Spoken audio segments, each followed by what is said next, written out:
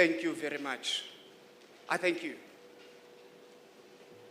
My name is Charles Donald Wagapasha. I'm an actor. Oh, not just an actor. I'm a professional actor. Yeah, it's very much important to say these things. I'm very much proud of this profession. So not only am I an actor, but then I'm also a social activist. I'm a social activist. I'm here actually representing my foundation, which is called Charles Donald Pasha Foundation, which looks into the well-being, or rather the development of communities, may it be your young people in communities. We ensure that there are enough or recreational facilities, in essence, so that young people can do what young people do, which is to play. So the more we have recreational facilities, it will actually lessen the number of young people who would go into taverns or places of drinking alcohol and so forth. It's quite sad that in our communities, there are mostly tavern than recreational facilities. So that is why we are saying we need to have more recreational facilities in all communities. In that way, we would be playing our role as a community. As well, we look into the issue of gender-based violence. We've held a number of gender-based violence marches and awareness campaigns throughout the country. Since COVID has started, there has been a rise in women being violated in general. So then now we are there, we are on that road in making sure that there is awareness and then women are respected at all material times. Also into the issue of senior citizens. I'm sure we all know where we come from in most communities. As senior citizens, they are being bombarded with a whole lot of work by us, simply because they're at home. They look after our children, their grandchildren, their great-grandchildren, whereby they do not even have time for themselves, to look after themselves. So what we do once in a while, we just take them out, pamper them, look after them. When necessary or where it's needed, we get their medications and drop them in their places. So in a nutshell, that is what my foundation stands for. When I got a call telling me about today's day from Uyanela, I thought before she could even finish, when she told me rather what would be happening and what is the day all about, the purpose of the day, I said to myself, right there, Yanela, I am in. Count me in, I will be there. We are going to do our bit, we are going to support the initiative. So on that note, let me just ask everybody else to actually give a huge round of applause to the Meals on Wheels Community Services team for organizing the event of today. From MX, the executive, everybody else. Can you please just give them a huge round of applause? It wasn't easy, but then they did it. Once again, as we would know, today it is World Food Day. The theme for the day is Safe Food Now for a Healthy Tomorrow. So part of the reason why we are here, it will be outlined by a number of speakers, but then over and above that, before that, we are going to get UMX, Oli Simube, the Acting National Director from Meals on Wheels Community Services SA, to just kind of come give us opening remarks and also outline basically the purpose of the day. So what I love as he comes forth, yesterday we had a media briefing.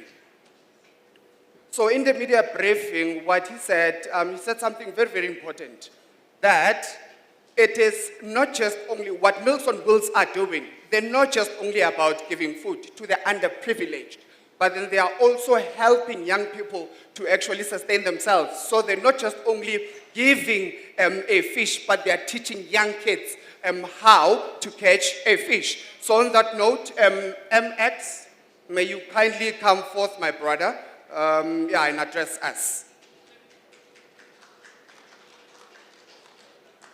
I'm sure we can do better than that. Collaboration with Let's give him a strategic huge round of partners applause. has transformed the Thank minds you. and That's lives more of like youth, it. women of Max, all over to ages, you, my brother. and people with disability in the Free State Province. Meals on Wheels Community Services, in collaboration with strategic partners, has transformed the minds and lives of the youth, women of all ages, and people with disability in the Free State Province. Social development Meals on Wheels Community Services, in collaboration with strategic partners, has transformed the minds and lives of the youth, women of all ages, and people with disability in the Free State Province. social development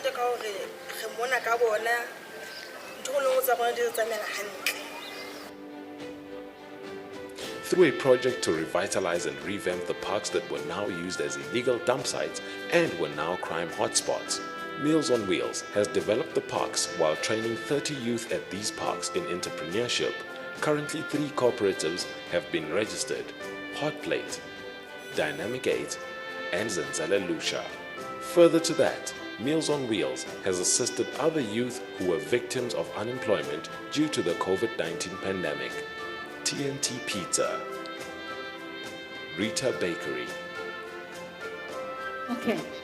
Meals on Wheels Community Services has encouraged those youth that have already started their own small businesses, such as Lema J Vegetables. I planted my spinach, and that just helped me further push my business, whereby I was able to buy a JoJo tank and its standing poles, and build a little hut as well, and put in water and electricity. And that's where Meals on Wheels came on board and helped me. Meals on Wheels has also empowered management of Communality Nutrition Development Centers, CNDC, in agriculture to ensure that they are producers of their own food, ensuring food security at their centers of both CNDCs. We also empowered and assisted small businesses of people with disability who produce sanitizer stands by donating through strategic partners, equipment, and uniforms to enable them to produce professional, quality sanitizer stands. Social development limits on easy defeat self-help project mara no jena se re kgona ho etsa dintho tse ileng ho sasa di re fa tjhelete. We are excited to see all stakeholders coming together for change. We have 5 founders, CEO of Black-owned businesses that believe in the dream and work of Meals on Wheels to alleviate poverty from its root by mentoring the new entrepreneurs, hold their hand in the journey to ensure that they prepare them on what it takes to be a successful business person. The following CEOs have joined forces with Meals on Wheels in the fight against hunger and poverty. Letlogonolo Motseng, owner and CEO of Moja Chicken. Macmillan Masoka, owner of Basani Cleaner. Nomsanteleko, CEO and founder of OS Holdings, board member and chief commercial officer of Amatuba AI, and She Powers SA, as well as a country director of South Africa of Tropics Business Summit. Zintle Ntsala, entrepreneur, personal development and business coach. Samkelo Tulu, founder and owner of Phoenix Fitness and personal trainer at Virgin Active Bryanston. And Itumeleng Lekomamiane, founder and CEO of Sandwich Dondons. Meals on Wheels Community Services, in collaboration with strategic partners, has transformed the minds and lives of the youth. Good morning, everyone. Chairperson of the Board of Meals on Wheels Community Service South Africa, Dr. Spencer. Vice Chairman, Chairperson of the Board of Meals on Wheels Community Service South Africa, Pastor Gunene. Members of the Board of Directors of Meals on Wheels Community Service South Africa. Our Chief Financial Officer of the Southern Africa Union Conference, Mrs. Mwemba. Directors of the Southern Africa Union Conference. The Premier of the Free State, represented here, members of the Executive Council, Head of Portfolio of SALGA, Ms. Nozibele Makanda, our guest speaker and chairperson of the National Student Financial Aid Scheme, Mr. Enes Khoza, representatives and all donors, funders, strategic partners, our representatives from Capitec Bank, our corporate social responsibility partner, distinguished guests, Team Meals on Wheels, all protocol observed. Good morning, ladies and gentlemen. The Food and Agriculture Organization of the United Nations World Food Day is celebrated annually on October 16 every year. Of course, that is tomorrow. We are celebrating it today to commemorate this day under the theme, Safe Food Now for Healthy Tomorrow. We are what we eat. The future of food is in our hands. Meals on Wheels Community Service South Africa is a fully fledged and recognized non-profit organization that believes that hunger is extreme materialization of poverty and human deprivation. Our focus areas, therefore, poverty alleviation, food security, self-sustainability, and fundraising. Those focus areas help us strive toward a hunger-free South Africa throughout our activities that bring back hope and dignity. As Meals on Wheels, we were established in terms of the Non-Profit Organizations Act 71 of 1997. And we are a recognized welfare organization that is owned and operated by the Seventh-day Adventist Church in the Southern Africa Union Conference. Our values are founded upon love, spirituality, excellence, and justice. And these are the four wheels of the vehicle that we are using to transform the lives of the communities throughout South Africa using charity in motion. At inception in 1964, Meals on Wheels Community Service South Africa served just over 10 meals to our senior citizens. And to date, we no longer serve only to the elderly in the community, but young people and those who also need our help. These services continue to evolve to deal with poverty in general in South Africa, focusing on youth, women, children, and people living with disabilities, not forgetting child-headed households, unemployed people who are the poorest of the poor.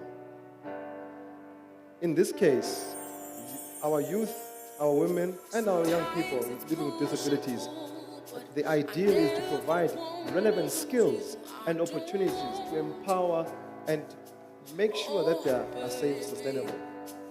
It is the purpose of Meals on Wheels Community Service to make sure or to engage in a sustainable basket of services that we provide in order to fight the scourge of hunger and poverty in destituteness. In the wheel of social cohesion, poverty reduction or alleviation is an important cog that focuses on key capabilities of people and the state, which is interlinked priority with our National Development Plan. Due to the high incidences of poverty, we have found that younger women and children with orphans and child-headed households also need our services at the most. These individuals form part of multi-purpose centers to address poverty across the board. As Meals on Wheels Community Service continues to develop our strategic collaborations and ventures with government and other private sectors and SMMEs in order to provide help wherever help is needed. Skills development is the answer to addressing the issue of poverty from its roots, addressing hunger and the critical skills gap that exists in various sectors and industries in our country. When implemented correctly, skills development will raise youth, women, and people living with disabilities to acceptable levels of self-sustainability, and including being employable. Those categories of people with little or no experience can be upskilled, in essence, to help them or help the individual and the country to fight poverty and hunger. As we heighten the skills, we will lead to more productivity and upliftment of our people and communities. Since 1964, Meals on Wheels Community Service South Africa has aimed to serve the basic need of the poorest of the poor, the vulnerable, the disabled, the elderly in society. And we still do, with the support of our area offices and branches nationwide. Poverty in South Africa has a strong presence, and we want to curb that. The common finding in literature or in statistics in South Africa today, the majority of people living in rural areas are poor, and the majority of the poor are substantially 70% of those living below the poverty line. Although less than 50% of the total population lives in rural areas, South Africans are still marked among those, the poorest of the poor. What is also evident is that poverty is unevenly distributed among South Africans across the 9 provinces, and it still continues to rise. In a post-apartheid area, South Africa shows consistent or persistent correlation between poverty and the following factors: age, race, gender, poor education, unemployment, large household sizes, and a high dependency ratio. Of course, the killer of all is inadequate access to basic services and needs. Our recorded achievements to date as Meals on Wheels Community Services are among the following. As of March 2020 to March 2021, we have served more than 36 million meals delivered to our people in South Africa. We have 6 dedicated area offices. We are operating from 208 branches. Meals on Wheels has established over 500 service points. We have a total of 10 dedicated caregivers, 10 fully fitted container kitchens. We also have concluded our cooks training. We have 18 old age homes. We have 3 safe houses, 3 creches or ECDs, 2 frail care centers, and 2 hospices under our caregivers. As Meals on Wheels Community Service South Africa, we are faced with a challenge to innovate from the traditional food distribution strategies and to adopt a hybrid food production and distribution strategy. We considered a hybrid food production, entrepreneurial, and food distribution model, which will include the following: skills development, targeting your youth, women, and unemployed people to ensure sustainability and employability, food production, and entrepreneurial development for our beneficiaries. And today, it is fitting indeed that we are here at our Meals on Wheels farm. And today we are launching our academy in partnership with our strategic partners who came on board when they heard about our vision. As Meals on Wheels offers a basket of services to the community looking to the future, we will be engaging in skills transfer and development of our beneficiaries for the future. This is a vision that was seen by our former national director, the late Miss Hendrina Engelbrecht, fondly known as Drina. We are proud to announce to you today that we'll be renaming the Drina Engelbrecht Academy in honor of her impact that she made to the organization and to the country.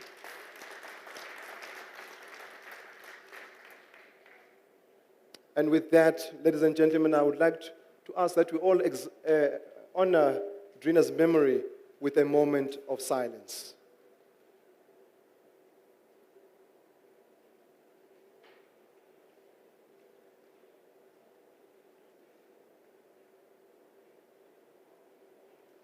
Thank you. As I close, never doubt that a small group of thoughtful, committed people can change the world. Indeed, it is the only thing that ever has. When you need to innovate, you need to collaborate. This year, World Food Day 2021 will be marked a second time while countries around the world deal with the widespread effects of global COVID-19 pandemic. It is time to look to the future. We need to build together. We are called to action today. We are called to action right now. Our actions now will determine our future. Come and be a food hero on this World Food Day 2021, October 16. Our vision is a hunger-free South Africa. Our vision is achieved through a mission which is called Transforming Lives Through Charity in Motion. I thank you.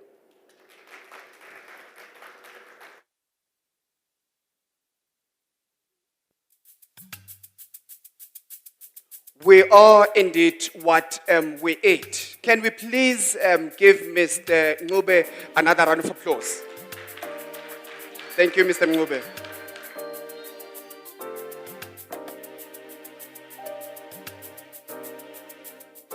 Um, 36 million meals since March 2020 is not a small feat. I think let's also give a huge round of applause to Meals on Wheels Community Services for providing meals to the underprivileged out there. You know, where I come from, they say that it takes a village to raise a child. So in this instance, I think that all of us who are here, the strategic partners, government, all of us, we form part of that village in ensuring that we provide the necessary skills and the necessary food and supporting organizations such as Meals on Wheels, Community Services SA, in ensuring that no person goes to bed without food on a daily basis. So I think let's also give yourselves a huge round of applause for supporting such initiatives. Without necessarily wasting any more time, can you please help me to welcome upon stage the chairperson of the board of Meals on Wheels Community Services. He's the national chairperson. His name is Dr. Spencer. He's here to actually to welcome and do the introductions to our guests and dignitaries. Can we please help me welcome him on stage? Yes, yeah, sure. Thank you. Sure.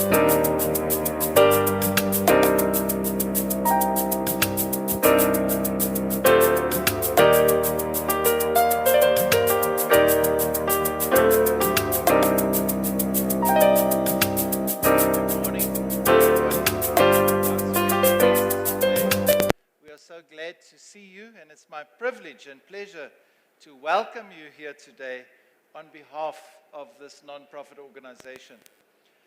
We are delighted to have all of you here to participate and to share in our celebration of this United Nations annual World Food Day in the aspect of food and agriculture. I want to say thank you very much for coming. We appreciate your presence. We know that many of you have traveled long distances to be here, and this is a reminder to us of just how important our work is. Nelson Mandela once said, "Poverty is not an accident. Like slavery and apartheid, it is man-made and it can be removed by the actions of human beings." Am I doing something wrong with the mic, or is it...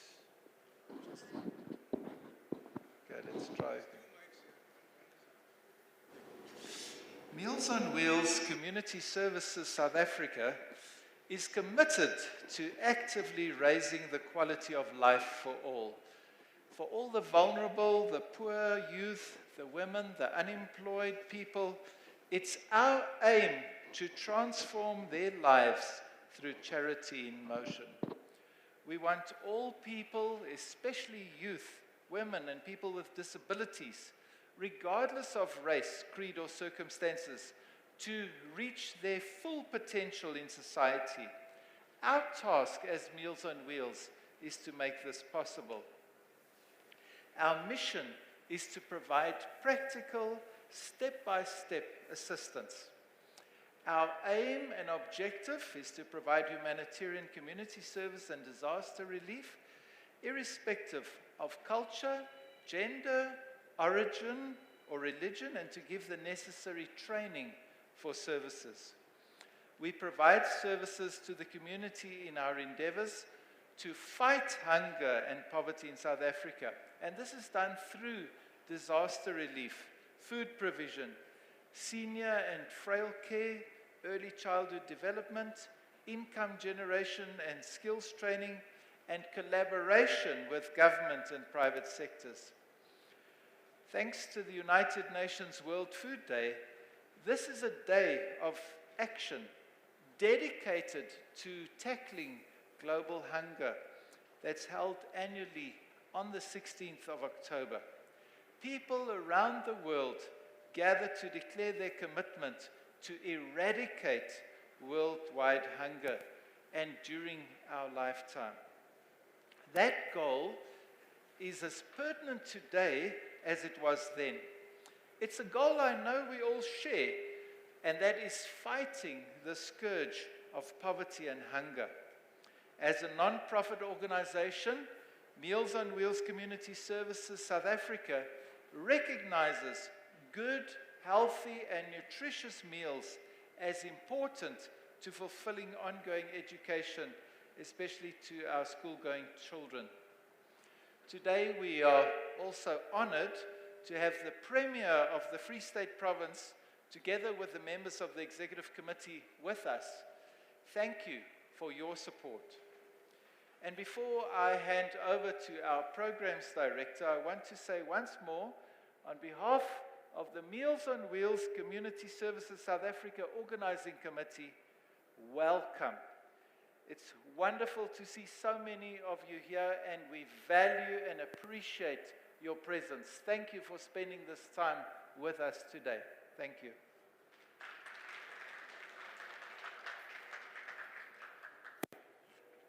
Thank you, Dr. Spencer. Let's give him another huge round of applause. Thank you.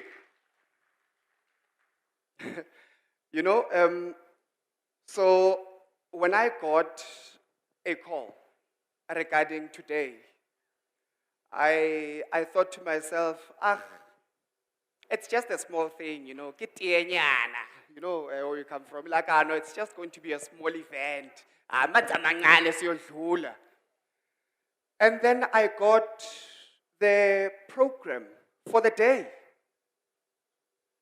Okay, it started sinking in bit by bit that, okay, this is indeed serious. And then yesterday, there was the media briefing, and I'm like, okay, so this is indeed very, very serious. And then I get here today. I look at the preparations, I look at the marquee, I look at the cars, I look at everything else, I look at everybody else that is here. And I'm like, man. So, as a MOWCSA event. So, thank you very much to everybody else that is here. You know, it really shows that there is something good that is being done. Am I audible? Rocky, am I audible? Yes.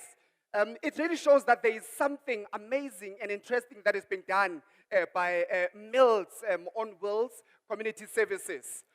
What is even lovely about it is that not only do they have the support of your stakeholders or corporate industry sector, they also have got the support of another very important stakeholder in the form of government. You know, and it is in all the spheres of government, from national, provincial, right down to the most important sphere of government, which is local government. So for that, it really means that Meals on Wheels, there is something that they are doing correct. it's not easy to get the support of government, especially if you are, playing around. So for that and everybody else that is here, I think it's very much important. And all of you guys can see that indeed your support is doing great things.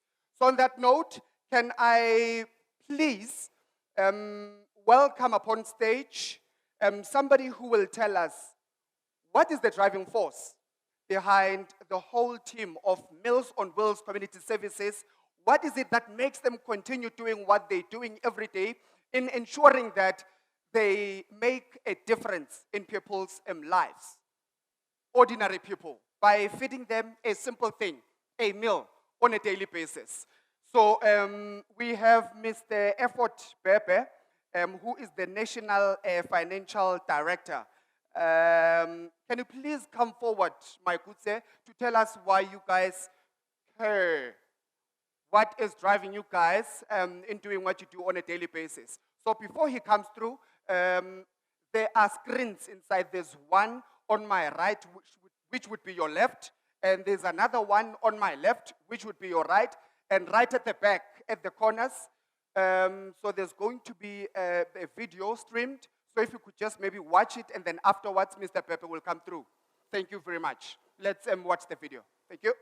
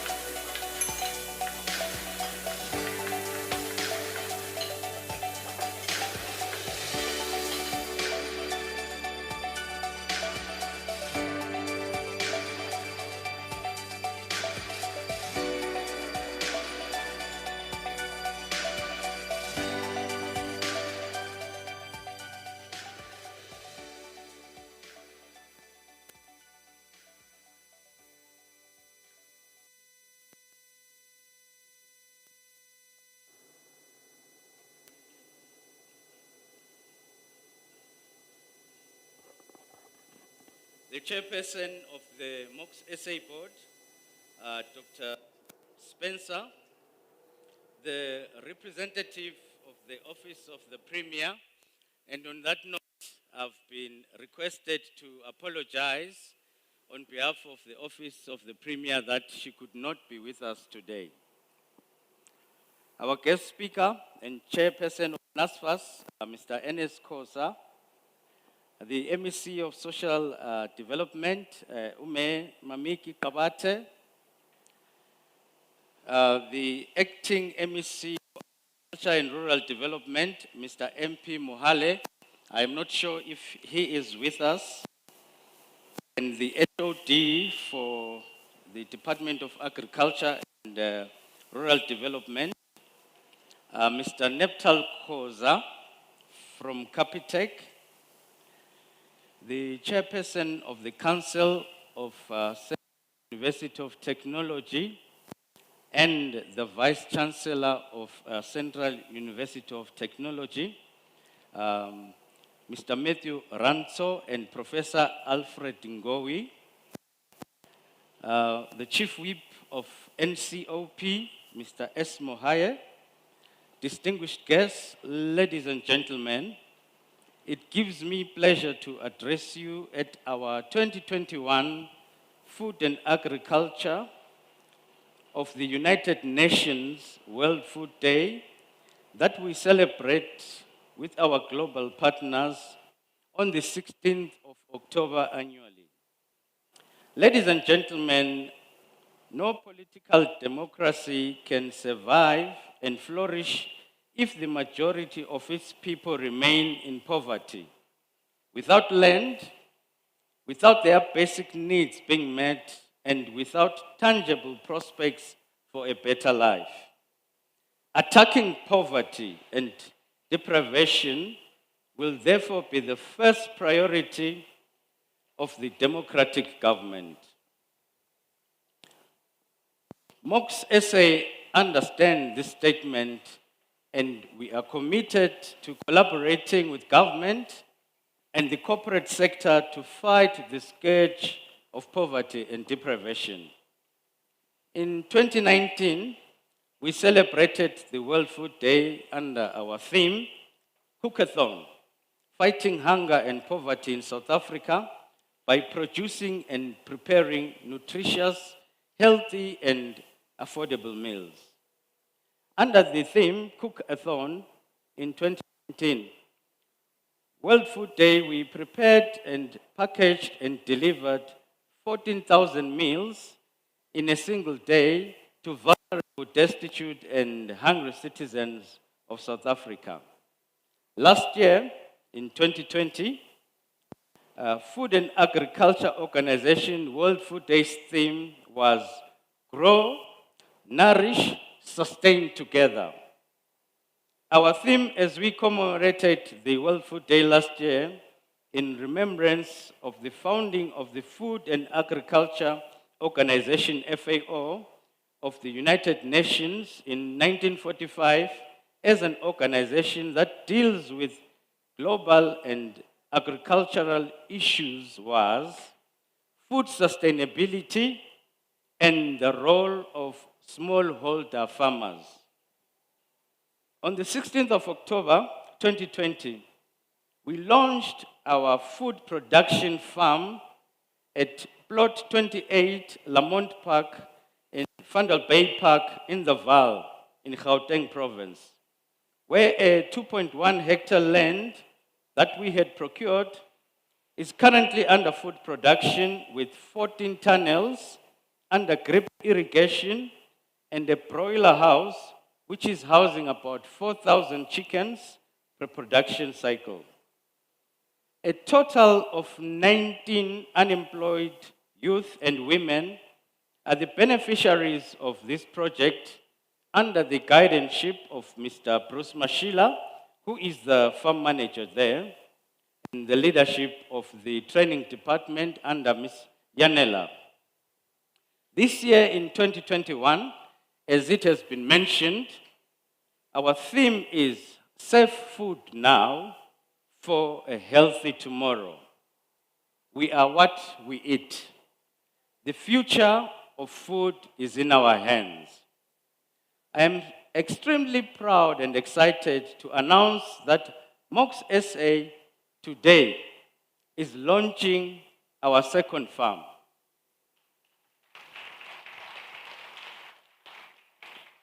This farm will benefit the unemployed youth, women, and people living with disability.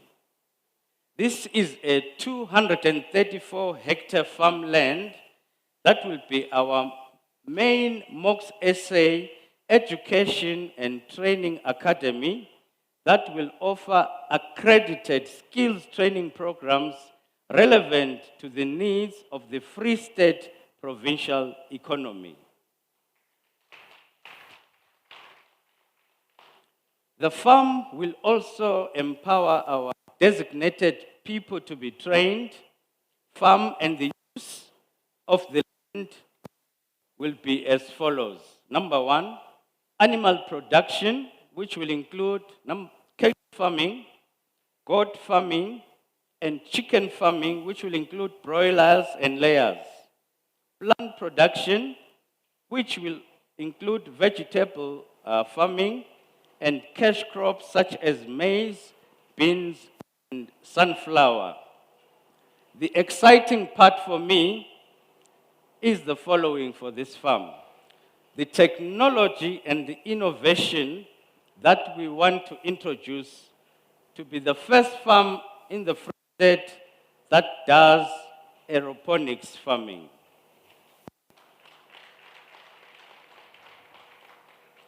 This is whereby we grow plants in the air without the use of soil.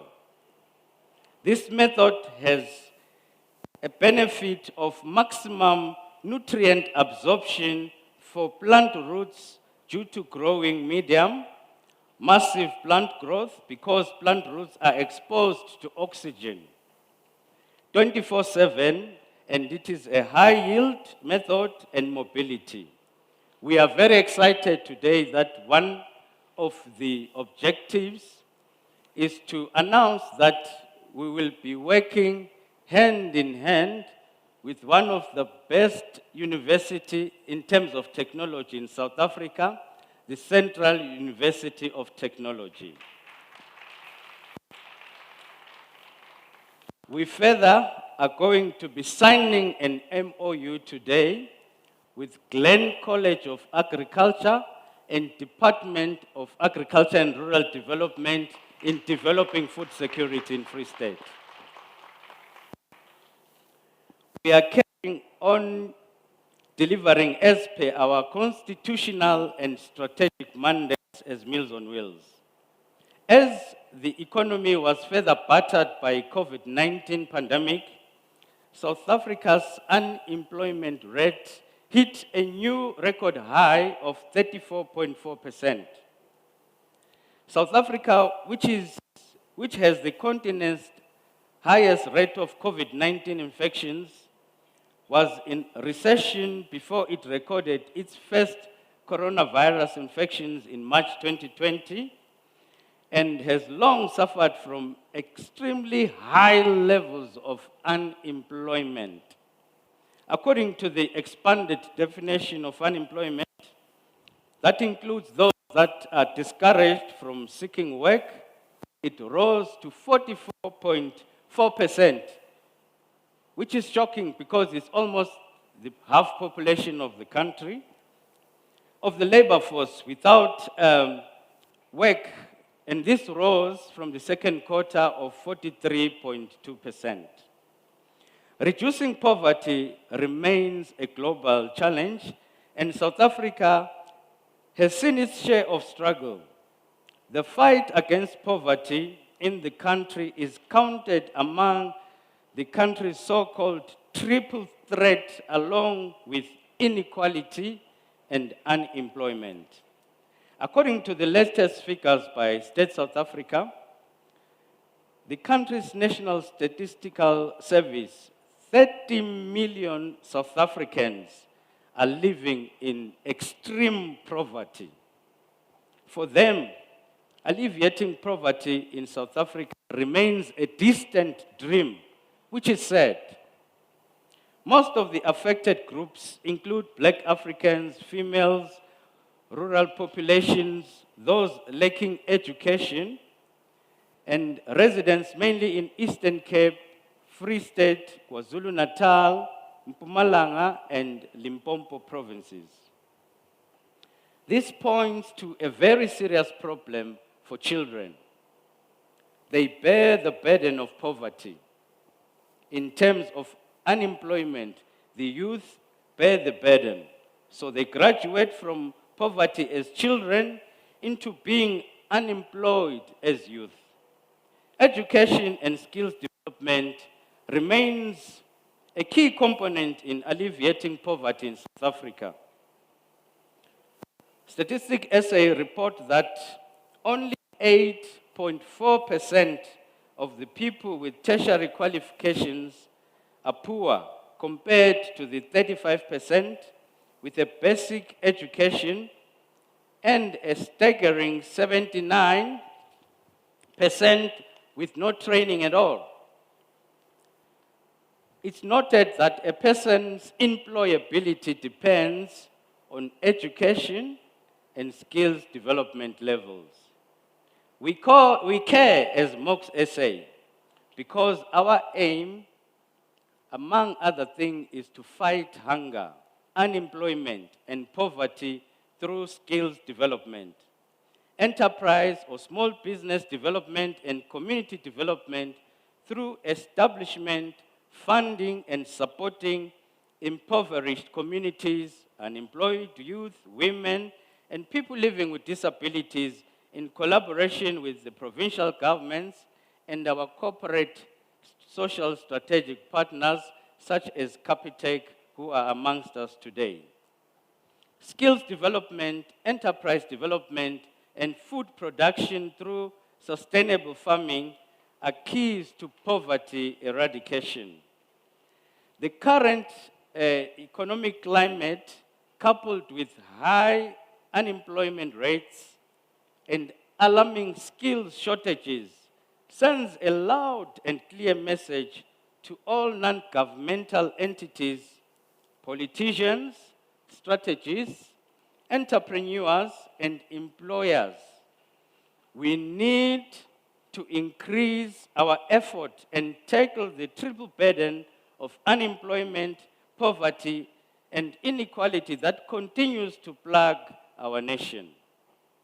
If our country is to achieve significant economic growth, better access to high quality and relevant skills development is a must. Training opportunities in supporting economic growth is essential. Only by providing such increased access will it be possible to reduce inequalities and unemployment, and at the same time, promote employability and participation in the local economy. An obvious benefit of skills development is that a skilled person is more employable than an unskilled individual. A person with marketable skills has more opportunities. They are more likely to find employment. Employability is a major factor if we are to see long-term poverty eradication. Another benefit is that skilled people have better options to start their own businesses. With our economic structural issues, job placement is not assured. Skilled individuals could still struggle to find an employer that will pay them a salary. But someone with marketable skills who isn't on a payroll could find their own clients. They could earn a living as their own boss. This is an option not available to unskilled workers. Skilled entrepreneurs are a major factor in addressing poverty in any country. That is why, as Meals on Wheels, we have close collaboration with those that have a fight and a vision to start their own businesses. As partners of UN Food and Agriculture Organization and the Friends of World Food Day, we help to promote awareness and action for those who suffer from hunger and for the need to ensure food security and nutritious diets for all. FAO is convinced that to achieve zero hunger, political commitment and major alliances with key stakeholders are crucial. Only through effective collaboration with governments, civil society, the private sector, academia, research centers and cooperatives, and making use for each other's comparative advantages can be more strategic partnership in collaboration in fighting hunger and eradicating poverty. I am proud, as I stand here, to mention that the accomplishments of MOWCSA can be attributed and added to a long line of strategic partners that are committed to fighting hunger, eradicating poverty, and improvising the socio-economic conditions of the marginalized sectors of our society. World Food Day provides an occasion to highlight the plight of over 870 million undernourished people in the world. Most of them live in peri-urban and rural areas where their main source of income is agriculture. Global warming and the biofuel bloom are now threatening to push the number of hungry even higher. the United Nations proclaimed World Food Day in 1979 to heighten public awareness of the world food problem and strengthen solidarity in struggle against hunger, malnutrition, and poverty. As I round up my speech, I can declare my father was a pastor, so I enjoy being at the pulpit. The 234-hectare farming land will make tangible impact on the lives of the beneficiaries in this province. A successful skills development and food production project of this kind does not simply happen.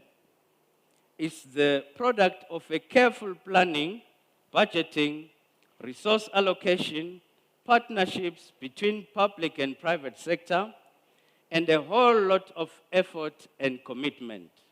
In conclusion, I wish to take this opportunity to state my sincere gratitude to the Free State Department of Social Development, the MEC, and the senior management and team, and all the staff for partnering with Meals on Wheels in this province in projects that include, among others, the cleaning and revitalization of community parks to encourage healthy lifestyles through exercise, community enterprise and business development projects targeting the youth, women, and people living with disabilities, early childhood development program and projects, transforming waste dumps into community parks and food production products, distribution of food parcels to the hungry and deprived communities, the construction of the Community Nutritional Development Center mobile kitchens, popularly known as CNDCs. All of the above have been initiated, planned, and implemented. The list is long, and we are proud to be associated and collaborating with the Free State Department of Social Development in our joint endeavors to fight poverty, unemployment, and deprivation. I also want to make a special thank you to the public who have sustained this organization over the 50 years through the debit order system that has enabled Meals on Wheels in the financial year that ended in 2020, that we were able to serve over 36 million meals.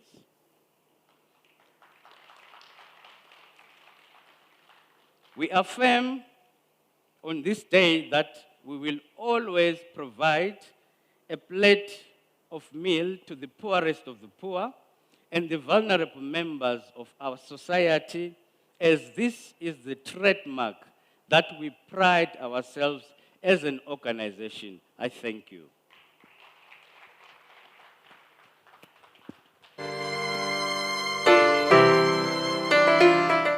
Rocky, yes, I could tell indeed that Mr. Pepe was enjoying being on the pulpit.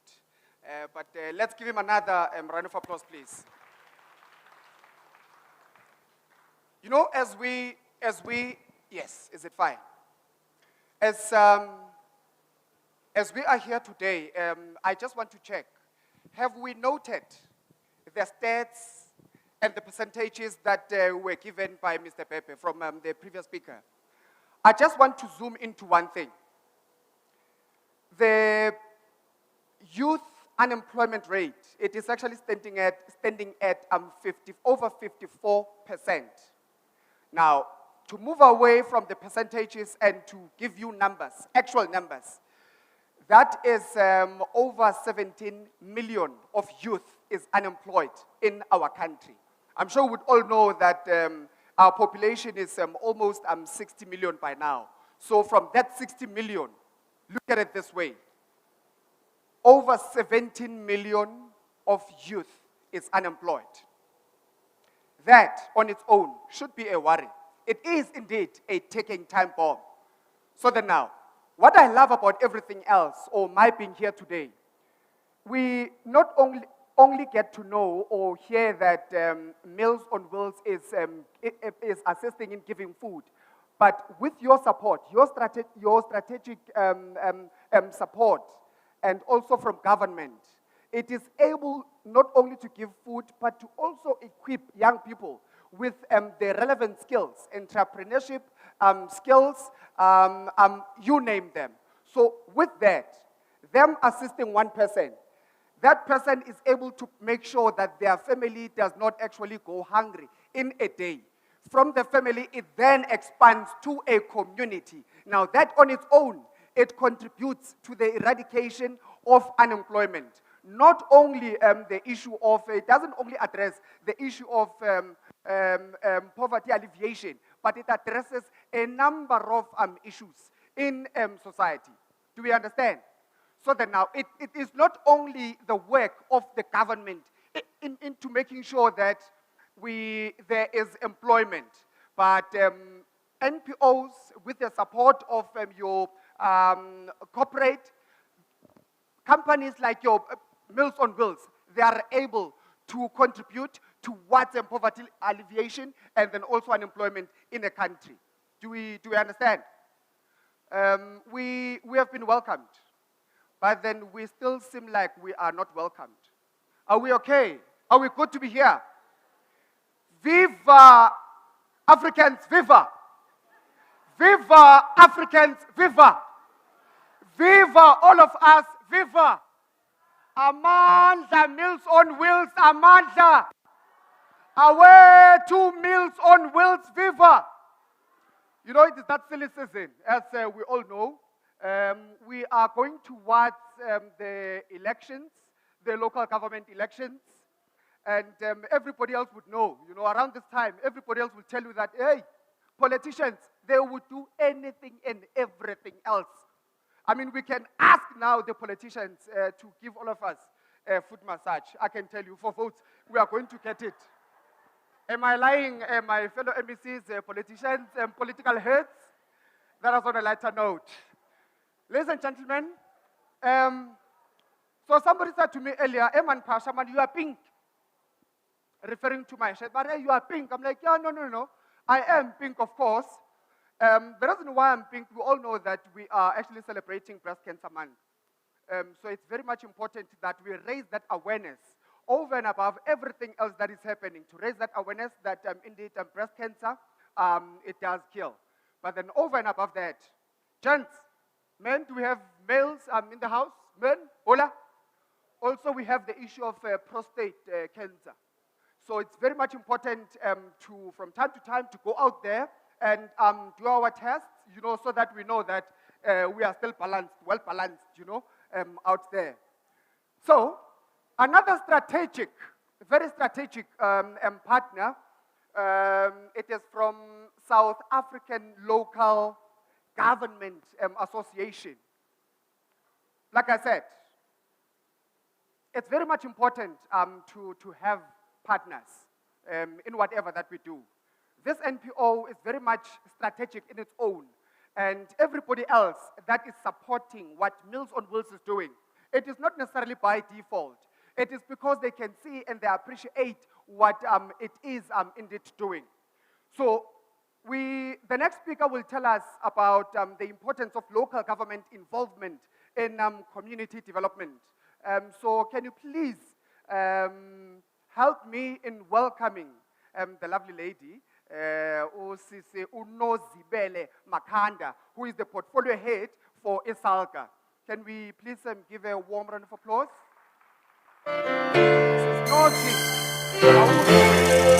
Voices in my dreams, telling me where I should go, saying over here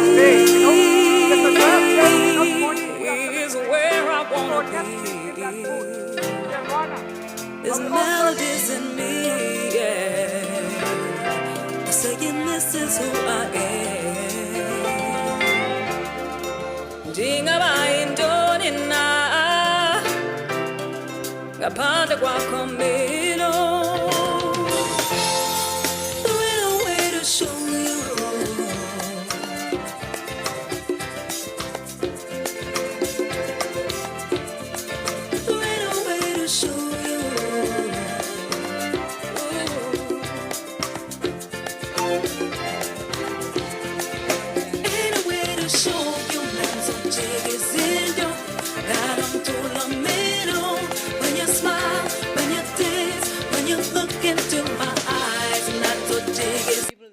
to be acknowledged from this platform.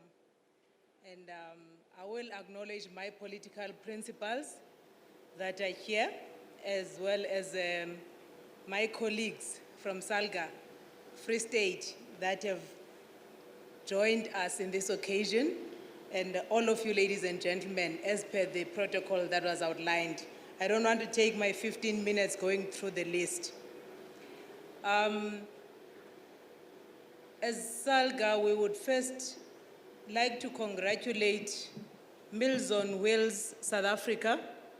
It is my first time attending an event of this kind, and the first time I really participate in an activity organized by Meals on Wheels. And therefore, it is an honor and a privilege, and has been since yesterday a learning experience for us as Salga. And we thank the CEO for that and his team. This is such a vibrant operation right here. There is so much energy, and I wish it could be in every ward across our country. A very happy World Food Day indeed, as the theme has been outlined, Save Food Now for a Healthier Tomorrow. As Salga, we definitely align with that concept that South Africa has indeed a problem of food wastage. And as such, education is needed for the country and its citizens to start appreciating, especially those that do have access to food, to remember those that do not, as they throw away their leftovers, as indeed they spend on a variety of things. But I thought then, if I were to outline the importance of local government in community development, a summary would be say everything. Local government is the center, is at the core of local government.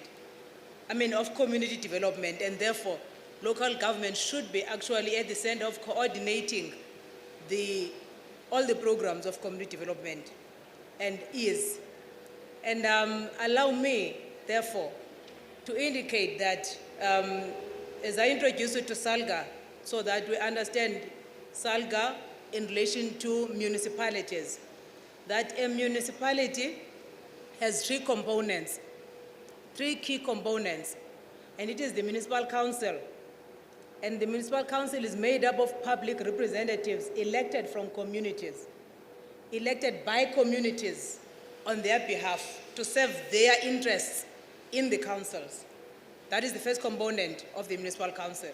And in that council, you also have, in that municipality, the administration, the administrative leadership that is supposed to implement the decisions that are taken at policy level by council in the interest of the community.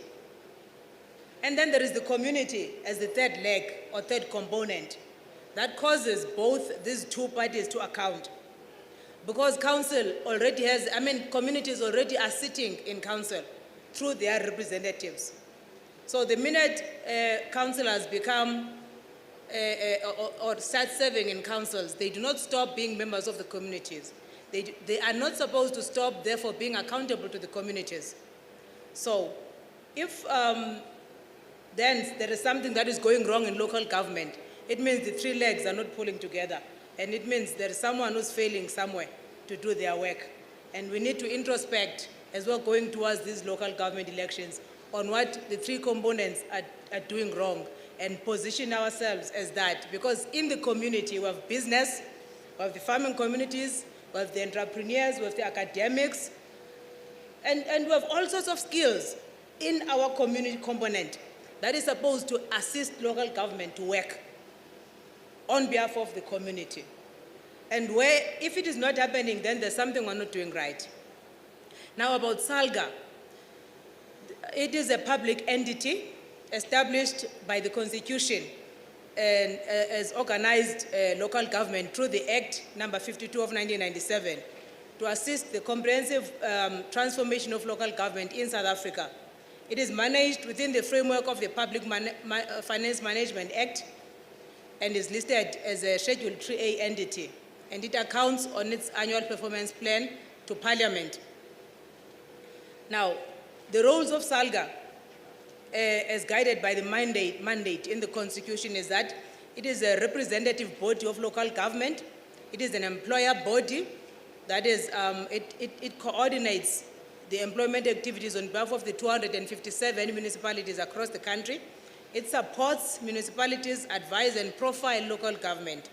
It provides a knowledge hub to support the roles above. I won't go to the vision. And in the key tasks of doing this, as a lobby advocate and a representative of local government, SALGA therefore serves to protect the interests of local government in all platforms. We participate in the national IGR fora through the national departments, as well as with the stakeholders and Parliament. And we build capacity. I like this one. We build capacity to councillors. At the beginning of every term, as we're going to do now, there is going to be an intensive induction program for all the public representatives that are councillors. And that induction program is going to last for about 2 weeks, and it's an accredited program.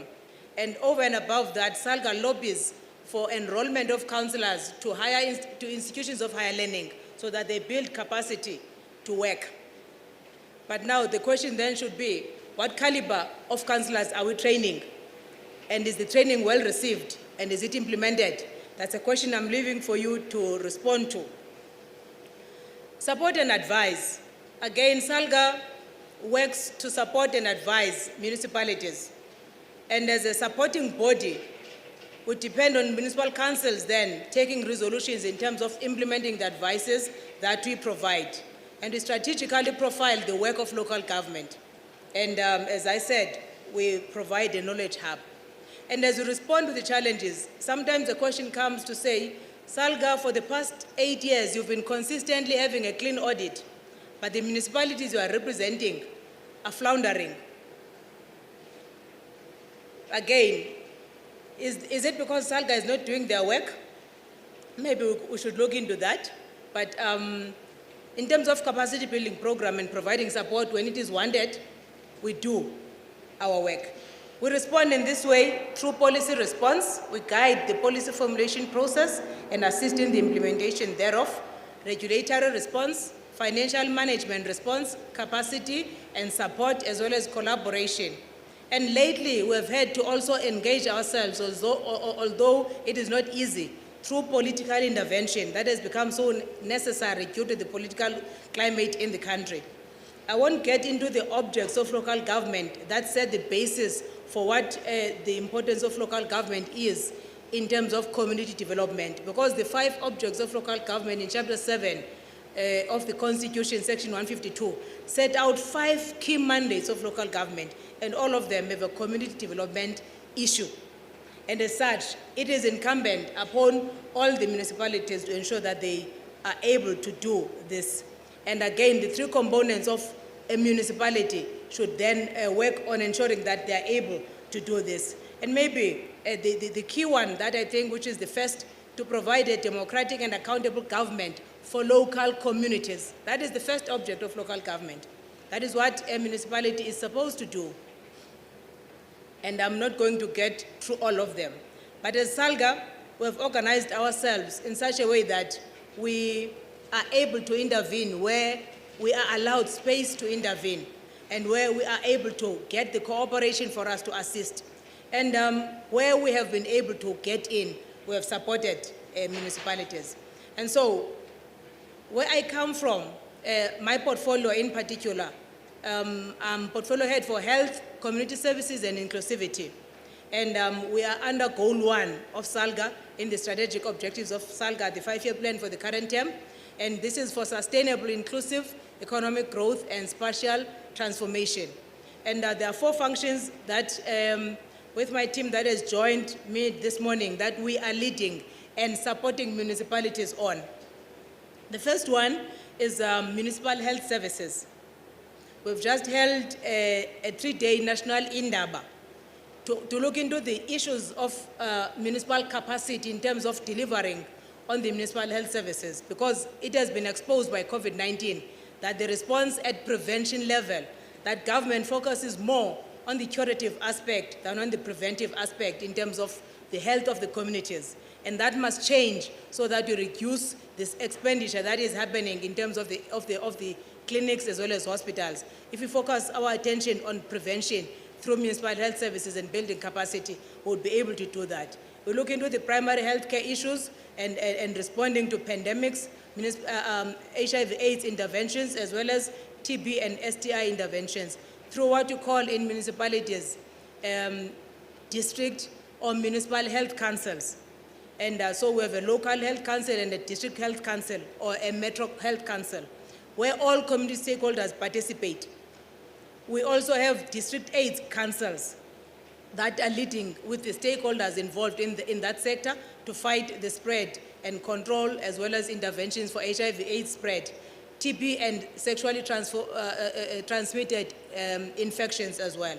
The second one, the second function that we are leading in this portfolio is inclusivity, and we are very relevant to Meals on Wheels in terms of the stakeholders that we're dealing with: women, youth, children, and people with disabilities. And we have added, or in the process of adding military veterans as a designated group that must be mainstreamed into the programs of the municipality, because it is a component that is becoming a danger to society if we're not taking care of them, given the role that they have played in the past and the trauma issues that they have experienced. There was no debriefing for them when they came back. We need interventions. Community safety and asset protection is one of the functions we're heading to look into the protection of municipal infrastructure from theft, disasters, as well as vandalism. And the last one is community development and social cohesion. And again, this one, we're dealing with sports, arts and culture, recreation, libraries, heritage resources, and burial cemeteries and burial facilities.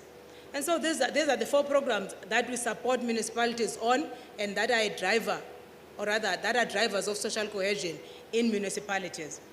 And we have governing structures that are guiding these programs. And I won't delve into detail in terms of what those are. But from this program today, one of my responsibilities with my colleagues here is to set up a formal engagement with Meals on Wheels South Africa, so that we look into the already clear areas of collaborations, because as my time is almost at the end, what we have learned from COVID-19 challenges is that the mayor's offices that are leading special programs, where this program should be located under the special programs unit, because that's where the vulnerable groups are located in a municipality. So your immediate partners are the mayors and executive mayors. And we're going to work with you to assist you to establish those partners in the coming term with the new mayors that are going to be elected.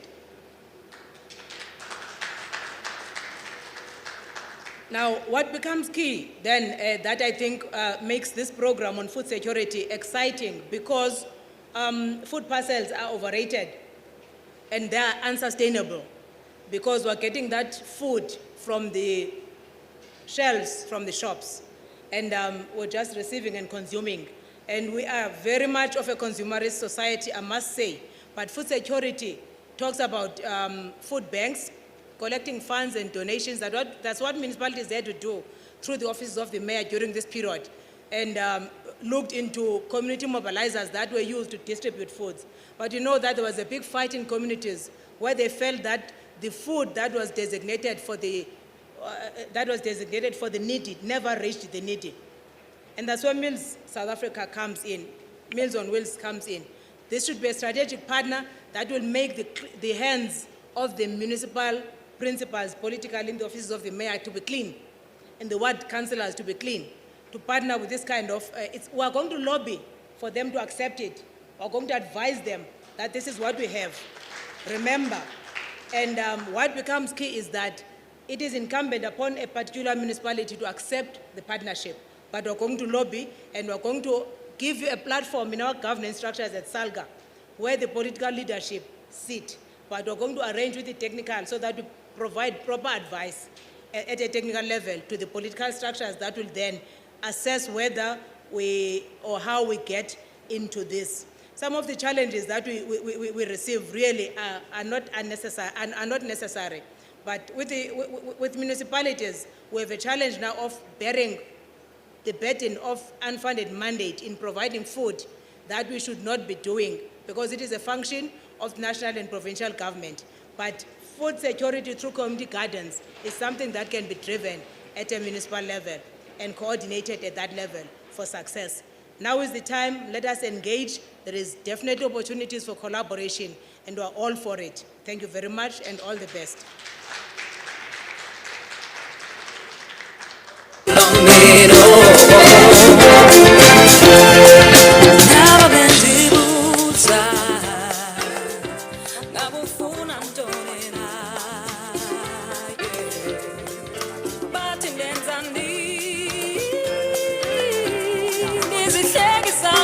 Was here addressing us.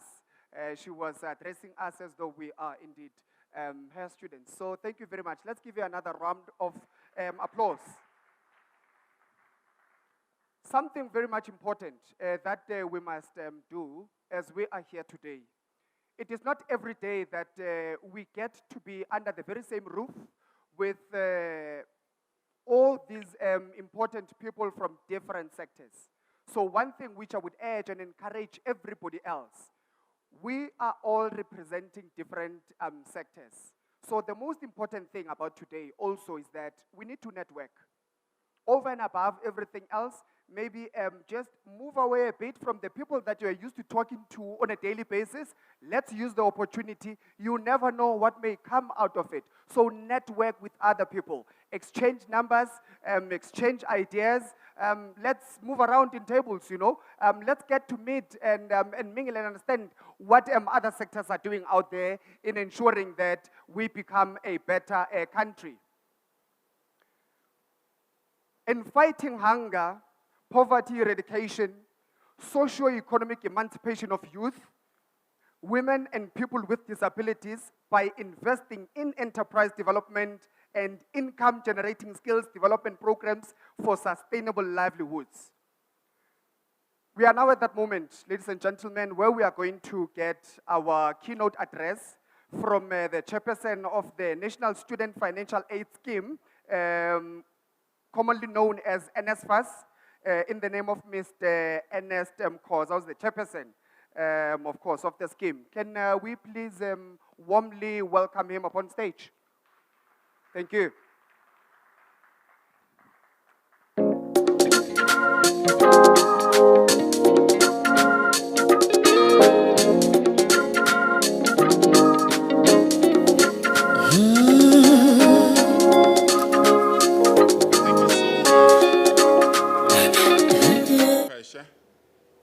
The chair of the board of Meals on Wheels, Dr. Spencer, the CEO, Mr. Ncube,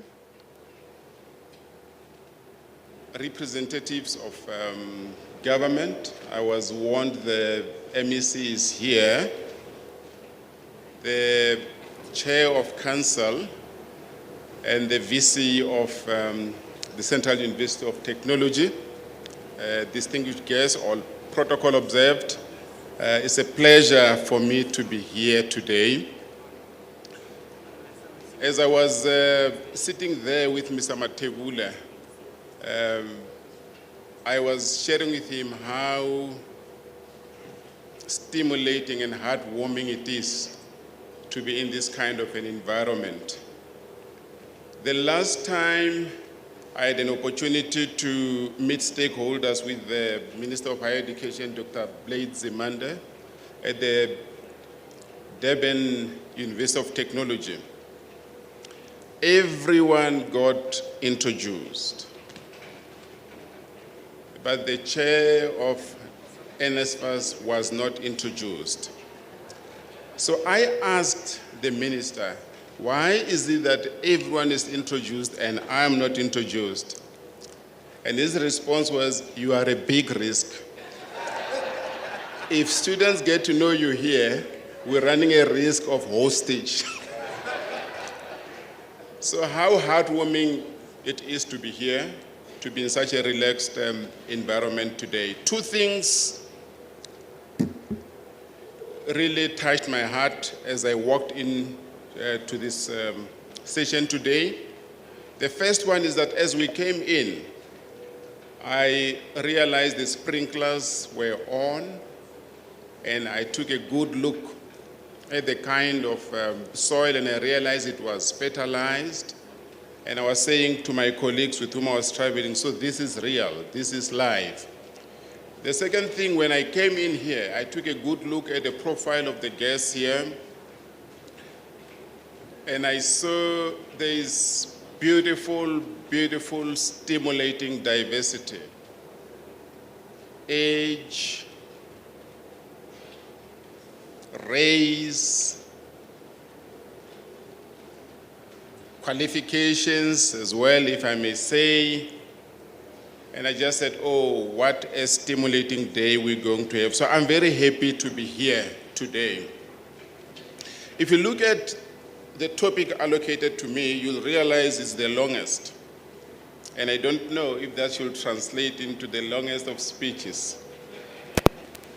But I'll try and be as short as possible. And a shorter way of amplifying this important topic is to pose a question.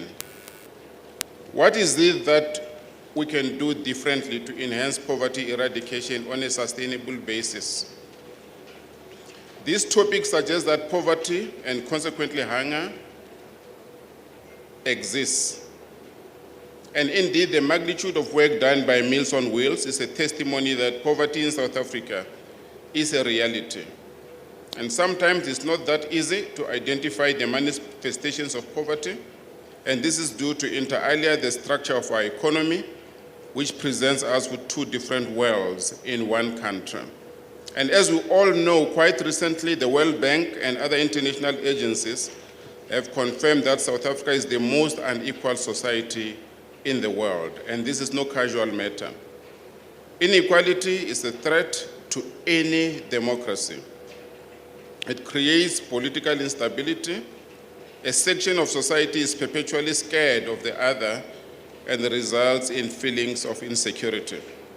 And the evidence goes to the profile of property development, for instance, the proliferation of gated communities, the growth of the security industry, the structure of our shopping centers, and the height of our walls. I can go on and on. And even though the cost of inequality may not be overt, it does encroach into our budget and our economic choices. And when it comes to food, and Program Director, I'm aware what's bringing us here today, food. And I hope not to encroach into your lunch. And when it comes to food, inequality ceases to be a metaphor. The United Nations recently reported that 17% of food in shops, households, and restaurants find its way into the bin. Of these, 60% of the wastage happens at homes of those who can afford food. A complete contrast to this wastage is that 690 million people globally are reported to be victims of hunger. And when the financial head was talking here, I even got a much more higher figure. He put it above 800 million. An estimated number of 6.5 million people in South Africa are victims of food insecurity. This is a threat to national stability. The question, and the big question is, what do we do to eradicate poverty, hunger, and empower the youth, women, and the disabled? We can only tackle the question better when we confront the reasons why 3 decades into our world and globally celebrated democracy, inequality has gone out of control. In this regard, there are 5 areas in which we have failed ourselves as a country. And this failure has got a direct bearing on food security and food insecurity. By the way, when Oginga Odinga, one-time Deputy President of Kenya, asserted that the struggle is about food, he did not imagine that about 50 years after that statement, food will be at the center of national and international stability and instability and conflict. And maybe I must change tune a little bit here, Program Director, because it's election time, so I can't go that negative. I must start off by acknowledging the great advances that we have made in a country since the dawn of democracy, and I'll be as quick as possible. But I'll then go back to the vexing challenges that we have, which challenges have got an impact on food insecurity, which challenges bring us where we are today. Lots of successes that we have had. On the health front, for example, our health system is more responsive and accommodative of all sectors of our people. There's been a proliferation of private hospitals, yes, which is not a bad thing, and some of our hospitals are in some respects far better than private hospitals. And our health system has been able to respond to pandemics, the HIV pandemic, for instance, and now the COVID-19 pandemic. Remember, there was a time when every weekend we'll go and bury people who were dying from HIV. That's not the case. So that's a good thing that has happened to this country. We're doing very well there. The social security system doing very well. SASSA has about 18 million beneficiaries, and this is unparalleled anywhere in the world for a country our size. Just that I don't know up to when are we going to be able to sustain this number of beneficiaries. Access to education. Vice Chancellor of Central University of Technology, you'll agree with me that this has taken a 360 degrees turn. As I stand here as chair of NSFAS, I'm a grandfather of 1.1 million beneficiaries at universities. And we're looking after a budget of 43 billion to support these students. So access to education, I think that is pretty well taken care of. I'll come back to this subject again because there are certain aspects of education which I believe are not well taken care of. Infrastructure has improved tremendously. And yes, my colleague from Salga, there are potholes from time to time. But truth is, in some rural and peri-urban areas, it was almost impossible to smell black tar at the neighborhood. So there has been progress until now. But the good work here notwithstanding, there are areas which represents dismal failure on our part, areas which bear a direct impact on food security. And I'm not saying there are no exceptions, but these are very serious areas that we need to look at if we want to deal with food security seriously. And the areas are as follows, and I'll talk to each one of them as briefly as possible. The first area in which I want to believe, and I want to believe representatives of the government will agree with me, is our failure on how we handled the land question. So that's the first area. I'll talk to that just now. The second area in which we have failed, maybe with limited successes, is entrepreneurship, entrepreneur development. The third one, as I said, I will come back to this one, is education. The fourth, productivity. And the last, nation building. And this list is not exhaustive. Now, let me talk about the land question, because at the center of food security is the land question. And by the land question, I do not mean soil. By the land question, I refer to addressing dispossession and the need to contribute the land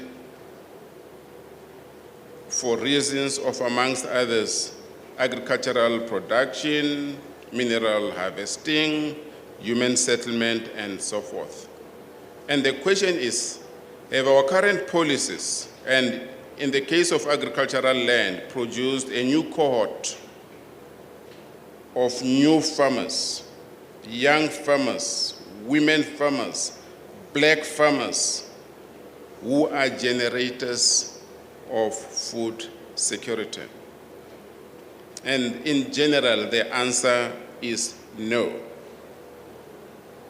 We must confront realities. We must confront the fact that in this country, we are fed by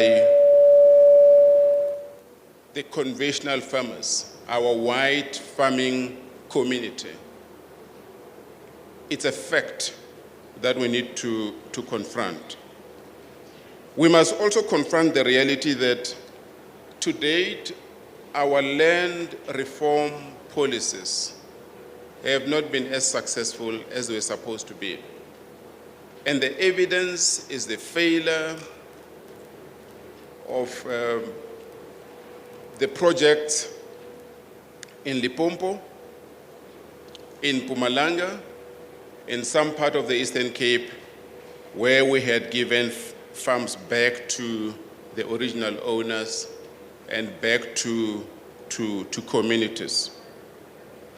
And this includes land that was successfully claimed by communities, after which there was infighting and the inability to put that to good use. A perfect example here would be how the fertile and evergreen area of Mahua's Kloof was given back to the Mahuas, and what happened after it was given back to the community. We must confront these realities. At the center of all this is appropriate skills, and I'm glad that skills were emphasized so much today to put land to good use, and an appropriate strategy on the part of the state to address the land question in its totality. Now, the second challenge that we have, the second failure that we have, is entrepreneur development. It has been proven again and again that entrepreneurship and indeed small enterprises can be drivers of economic growth and development in a country. Unless and until this is done, a nation can only depend on sectors such as the services to thrive. Germany, just to quote one example, owes its economic leadership in the European Union to innovation and small entrepreneurs. Now, there was a time in history when Britain was the strongest economy in Europe and indeed in the world. But Britain lost it when she neglected the growth of small entrepreneurs. And today, those who study economics will talk about what we call the British problem. Now, we are a resource-based country, and we cannot rely on services for our economic sustainability. We must ask ourselves one question. Are we building a cohort of young people who will start and sustain small and micro enterprises across the sectors? In particular, are our young people interested in agricultural enterprises? If not, why? Are our young people interested in running micro enterprises? We need to respond to these questions. We need to provide both academic and practical responses to these questions. We need to ask ourselves difficult questions. I don't want to sound xenophobic, that's not the purpose, but we should ask ourselves why people who come from Somalia and Pakistan successful in running micro enterprises and why we are not. I think we need an academic and scientific response to this problem and not an emotional one. Now, the third is education.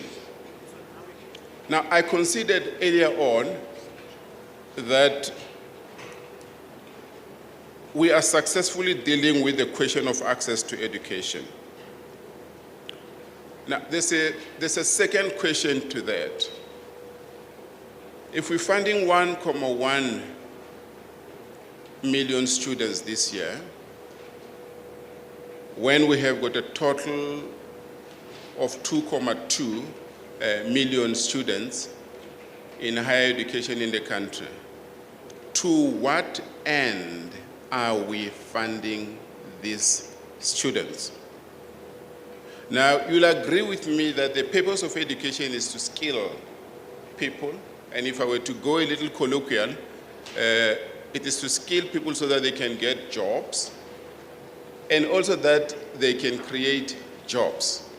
And I know that we always emphasize the former one at the expense of the next one, that they should also create jobs. Now, the question is, what are we going to do with unemployable graduates? We're starting to have problems now. I learned the other week that in the Eastern Cape, we've got a union of unemployed graduates who march from time to the government to ask for jobs. What are we going to do to deal with these problems? And as I've been saying to colleagues, and I know this may not be popular, I've been asking them the question, should we fund qualifications willy-nilly? In other words, if the Central University of Technology wakes up tomorrow and they've got a Bachelor of Science degree in flower arranging, should we fund that? To what end? Should we use state resources to fund that? So this is a question we need to deal with very, very soon. The fourth challenge, and this is a difficult one as well, is productivity. We talk about everything else. We seldom talk about productivity in this country. We seldom talk about the culture of productivity. We forget that linked to the land question and other entrepreneurship challenges and the relevance of education, it's productivity. Countries that are successful, in particular what has come to be called the Asian tigers, owe their success to heightened levels of productivity and a culture of productivity. This is an issue we have to confront. The last one, it's a nation building. A united nation with a shared national identity is one of the prerequisites of sustained development. We seem to have abandoned this project in the first decade of our democracy. We seem not to appreciate the significance of collaboration and a common commitment to defending our country regardless of race, gender, and religion.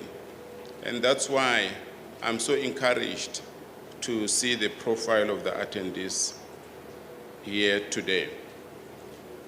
Now, the question is, what practical steps do we need to deal with these challenges in such a manner that we've got a productive country, we have got a good pool of human resources, young and old, who will ensure that we don't have food insecurity. And I want to make a few suggestions. And once more, the suggestions I'm making are not exhaustive. They are just but a few considerations that we need to make. We need to uphold helpful cultures as opposed to those cultures that stifle national progress. We need to rebuild the walls of our broken cultures. And the following will constitute some of the cultural shifts we need to make as a nation. The first one, and I'm so glad speaker after speaker emphasized this first one. We need to uphold the culture of collaboration as opposed to the culture of working in silos. We need to deepen the culture of collaboration amongst ourselves, the state, the private sector, and civil society. Meals on Wheels have set an outstanding example. It is not that common that stakeholders of the profile we have today can be under one roof. And I want us to give Meals on Wheels a thunder applause.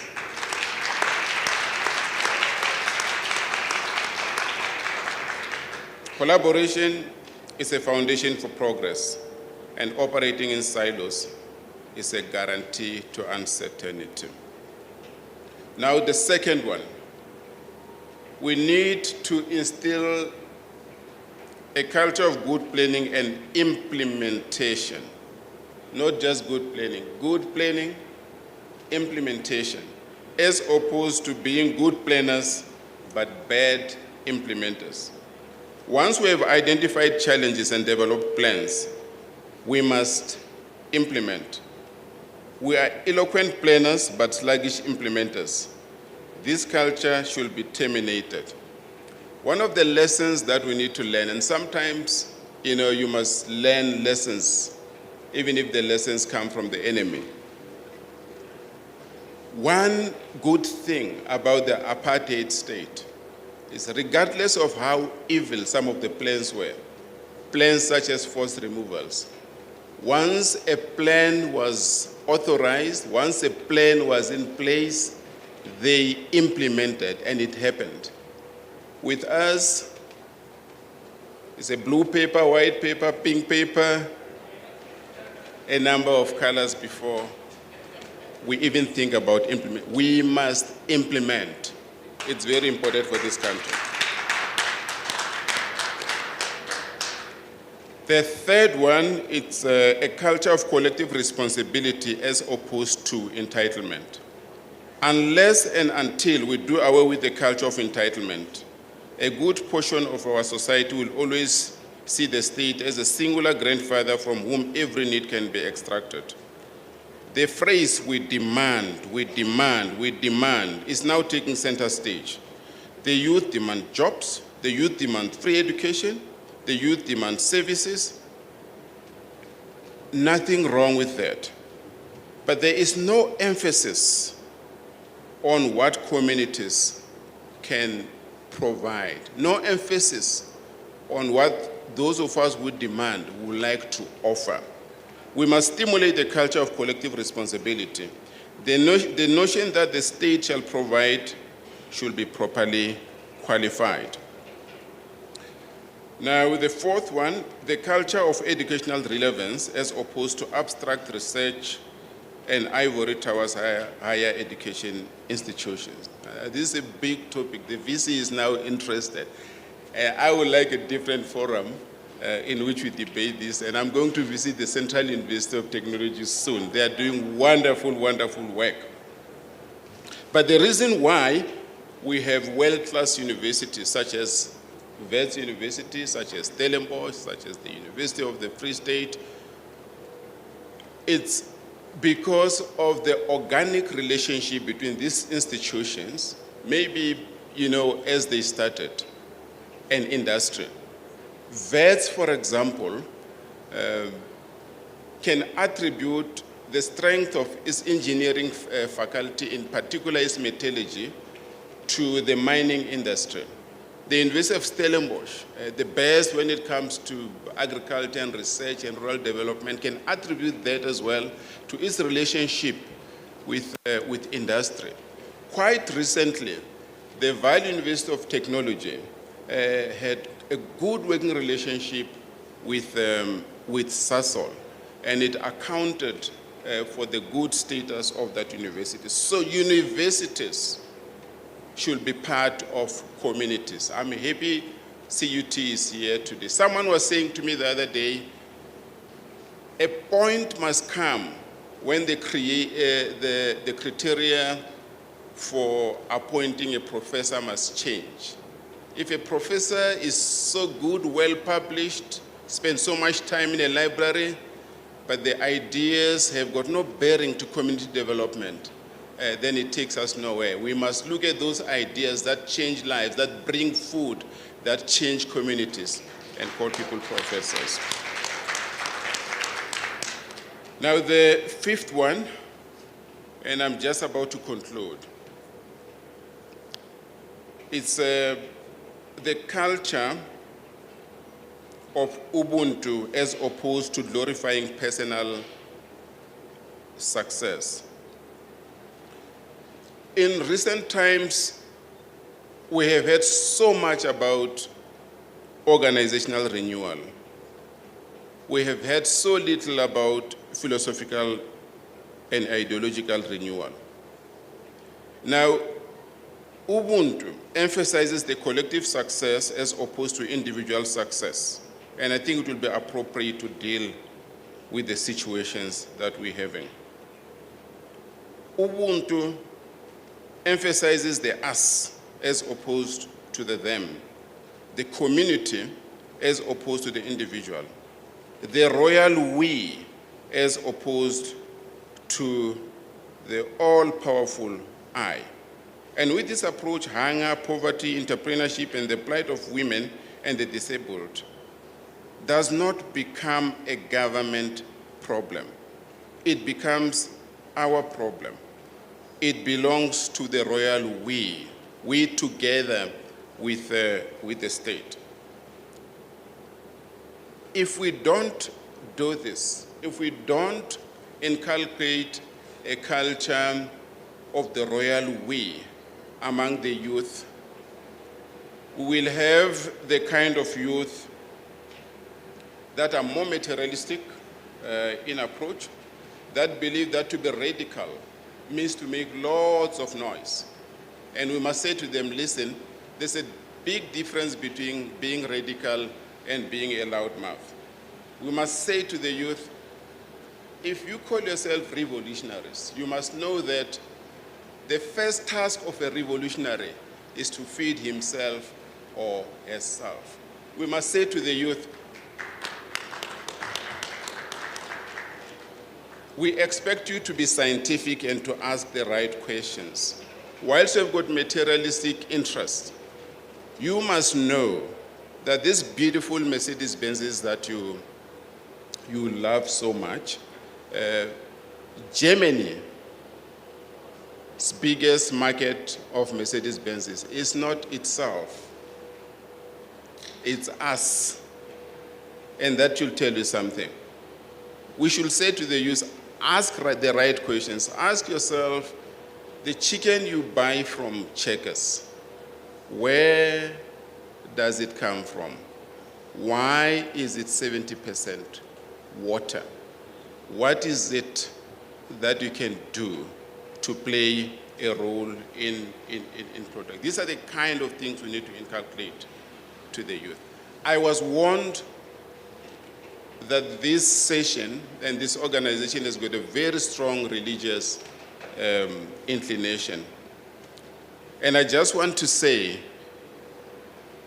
that the attitude of the we, the us, the community, is the attitude that Nehemiah adopted when he led a protest, a project to build the broken walls of Jerusalem. He did not point fingers. He did not extricate himself from the cause of the broken walls of Jerusalem. Instead, he prayed. And his prayer is very instructive. My people and I have sinned.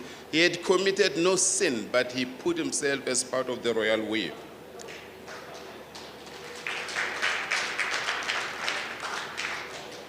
This is in complete tandem with the spirit of our Constitution, as evident in the first line of the Constitution. The first line of the preamble of our Constitution reads, "We the people." And as I go sit down, I just want all of you to join me and say, "We the people." Thank you so much.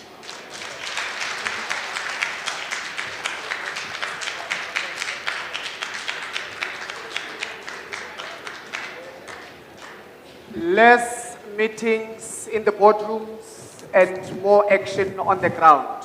More implementation, and more implementation. That is not me, but it was rather Utate Ernest MOWCSA, the big risk himself.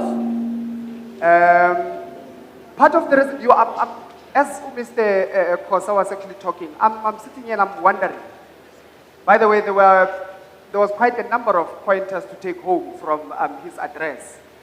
The ones that stuck out for me mostly, it was that one of young people being unemployed or unemployable. Could it be an issue of the education that what we are being taught, it's an issue of us rather studying so that we can seek employment, or we study so we can create employment? Could that be the reason why we have so many young people who are unemployed? But for me, that is quite a sticky issue, but I'm quite glad that he addressed it.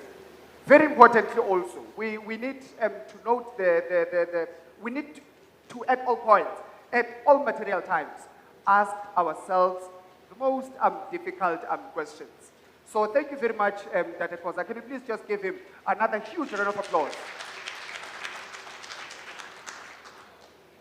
United we stand. United we stand. Divided we fall. United we stand.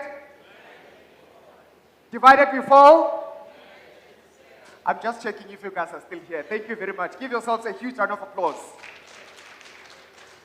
I'm just going to juggle a bit, ladies and gentlemen, on our program. If we were to just have a look into it.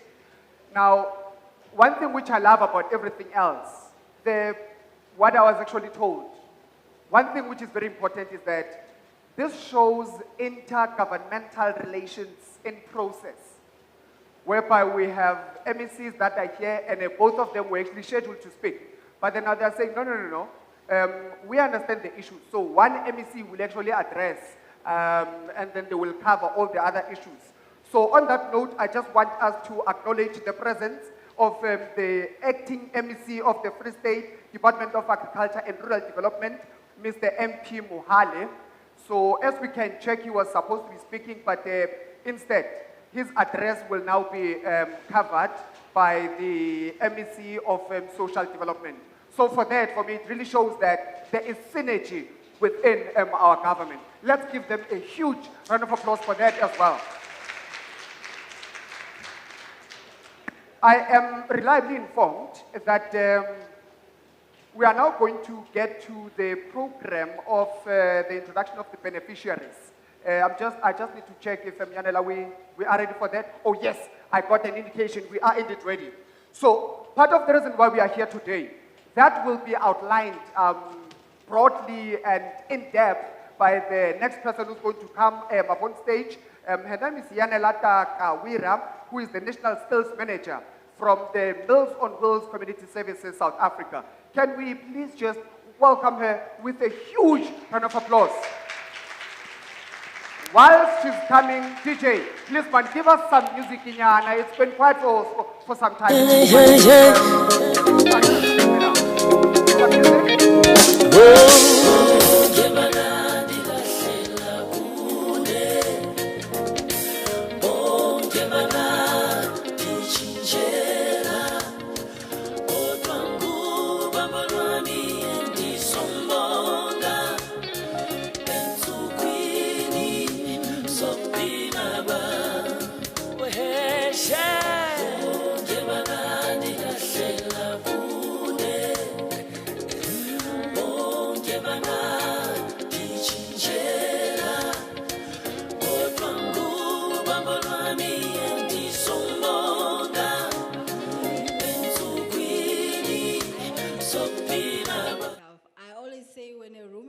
Important people, I say I greet you all in the name of Jesus Christ and all protocol observed. I don't want to mess it up. I don't want to mess it up. I think it was very crucial that we have this item at this point in time so that we know why we are here. We've heard a lot from all the speakers that have come before me, and it brings us to this point. what has this collaboration given to birth? It has given to birth to entrepreneurs, to beneficiaries that are now positioned at a different position than they were. I would like to also acknowledge the respect that I received from very important people. I spoke to people I had never met. I spoke to the keynote speaker over the phone and I tried to say, no, Mills on Wheels is very important. Say, please listen, we have a story to tell. And he listened and he's here today. And also contrary to popular belief, I would like to state that I believe that the leaders in the Free State are leading from their hearts. At the time where everyone can massage for votes was the statement. But they are here because it is very important to see the face of this province changing and the lives of the underprivileged changing. So for that, I would like to stand in the gap and say, I think we are led, rightfully so. They are here to empower and to endorse this program. They are not massaging and they're not giving t-shirts, but they are here to say their lives, there are youth that are unemployed, and there is women, people living with disability that need us to change the face. So I thank you so much, Ms. Zine. I thank you, Mendume, and I thank other officials from social development that have listened to our story when we didn't believe that we also can be part of the change. Right now, I would like to ask all the small businesses that also have lifted their hands and they said, we want to be game changers. These are the people that traveled here free of charge. And they said, we want to also make change in these small businesses. I'd like to call Itumeleng, can I start with Nom Santelego, the CEO and founder of OS Holdings. She's also the COO of Matuba, which is a company that talks more into technology and artificial intelligence. Just tell us the importance, just a minute. It's not a long, who you are and why you think it's important to add value in the lives of the unemployed youth, women, and people living with disability.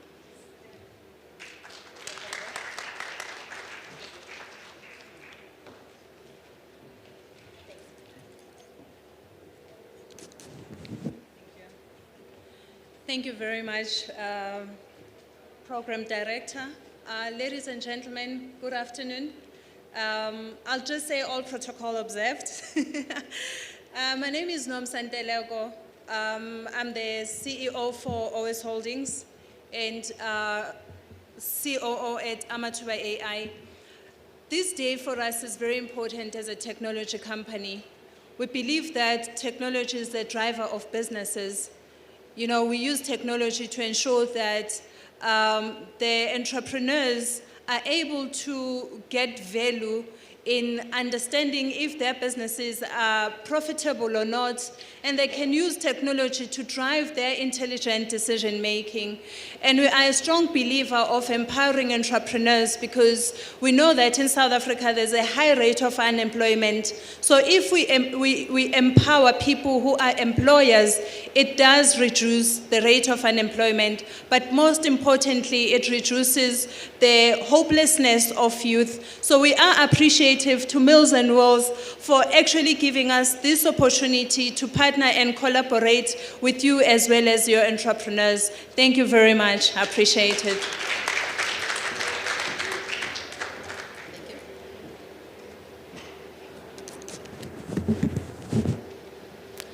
Up next, I'll call Itumeleng for Sandwich Ndondon, a CEO and founder of an organization called Sandwich Ndondon. Anything that involves sandwich is included by the Ndondon if you are a closer speaking person. Itumeleng.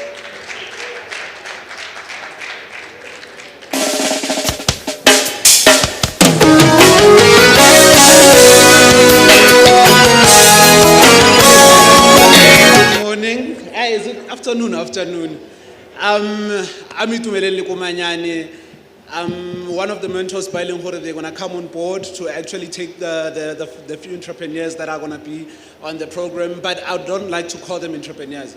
As myself, I'm also someone who started my business on the street, so I went out there into the world with the last 800 rand which I had, which was my child's maintenance money to actually start up a business. So I want to instill like certain principles in like these entrepreneurs to actually show them that you don't have to depend on anyone to actually make a success of yourself. You just have to believe in yourself. Whatever product that you have, people will be supporting it. So yeah. Yeah, so thank you so much. I cannot wait to see the entrepreneurs that I'll be working with and just show them like a few skills that I've learned on the way and in hustling. I don't like to call them entrepreneurs. We are hustlers out here. We do not title ourselves as entrepreneurs as yet. We'll find funding and the government will meet us halfway once you've started. You cannot just depend on the government to actually fund an idea that isn't even feasible at the moment. So thank you so much, guys. Have a great day.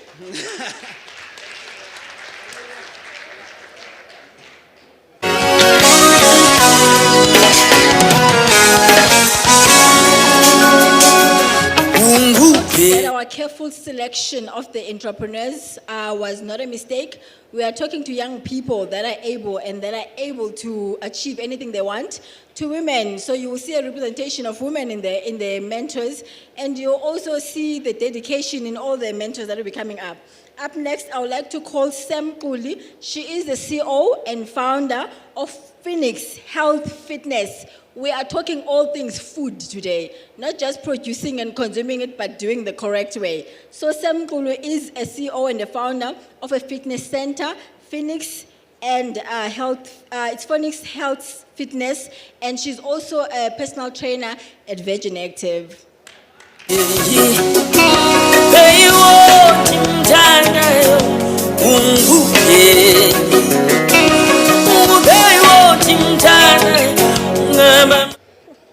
A very, very warm good afternoon to you, ladies and gentlemen.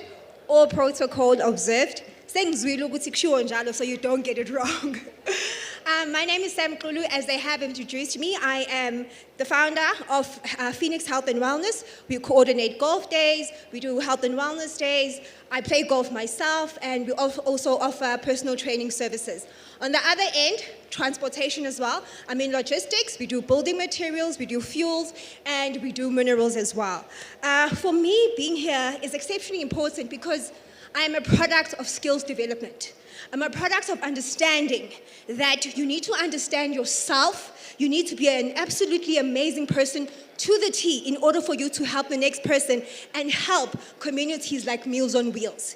If you don't know who you are, you cannot extend yourself to somebody else from a skills development perspective. But if you know and you are sure of who you are, helping somebody else is completely effortless. Tapping into any industry is completely effortless.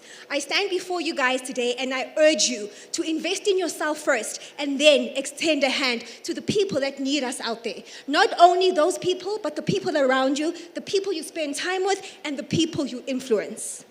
We have a mindset of saying, I need to have something, and then I will do it, and then I will be this particular person. I will get the funding, I will start the business, and then I will be happy. Life does not work like that. You need to be that person here. Spiritually, emotionally, your IQ, absolutely everything about you needs to speak volumes and life. And then you instill the education, you instill the skills that you need. And then from there, you have absolutely everything you need and desire. And that's how we create success. Sorry, let me rephrase that. Sustainable success, world-class performance, and become leaders that South Africa needs. Thank you.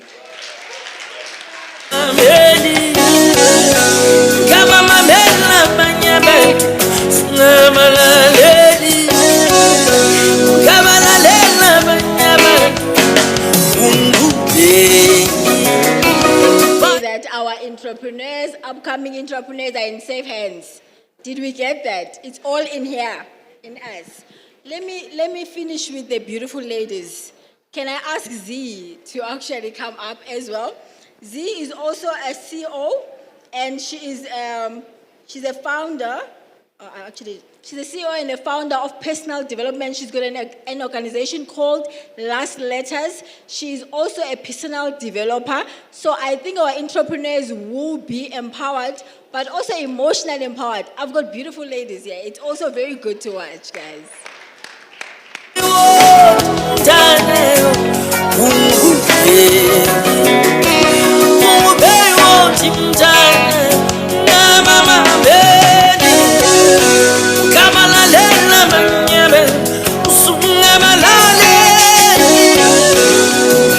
Can they hear me? Hello, everybody. Hello, everybody. Hi, my name is Zin Thala. As she introduced me, I'm the founder of The Last Letter. It is exactly that, The Last Letter. I think a lot of people, we hear that the last letter is what people will read about you. But for me, it's about each and every day. Every day, what is your last letter of that day, of that week, of that month, of that year? What are you saying about yourself? What have you done? What have you developed? What have you intrigued? What have you learned? That is my business. I like to say that I am in the mind playing game business. I like playing with people's minds and making them think. It is an honor to be one of the mentors this year. I am very excited to take on any challenge that anybody can throw my way. I like that game of chess, even though I can't play it. They say in chess, if you only know your first 3 moves, you're an amateur. If you only know the 4th until the 6th, you are a pro. If you know the 11th until the 13th, you are a master. But if you know from 11 until 15, you are a grandmaster. Now, which step have you taken? What is your first 3 steps? What is your first 10 steps? What is your first 15 steps? Have you, a lot of people, we don't take it that far. We don't think that far in terms of the steps that we need to take. You only know that you want to open a business. You only know that you want to be successful. You only know that you have a dream inside of you. But if somebody has to ask you, what is it that you want? Can you spell it out for them in 10 steps so that they give you a definite yes? So I am here, available in 2021, super excited, can't wait to start. Thank you.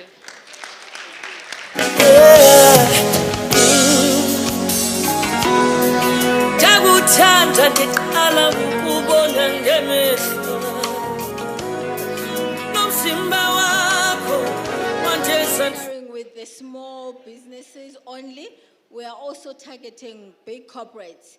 Right now, I would like to ask a representative from one of our corporate partner, Capitec. They will also be playing part to our entrepreneurs' development.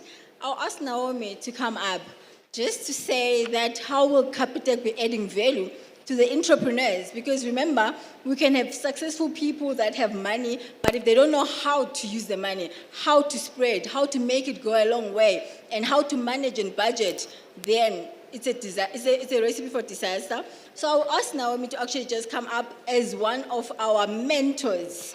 It's a big corporate, it's Capitec Bank Limited.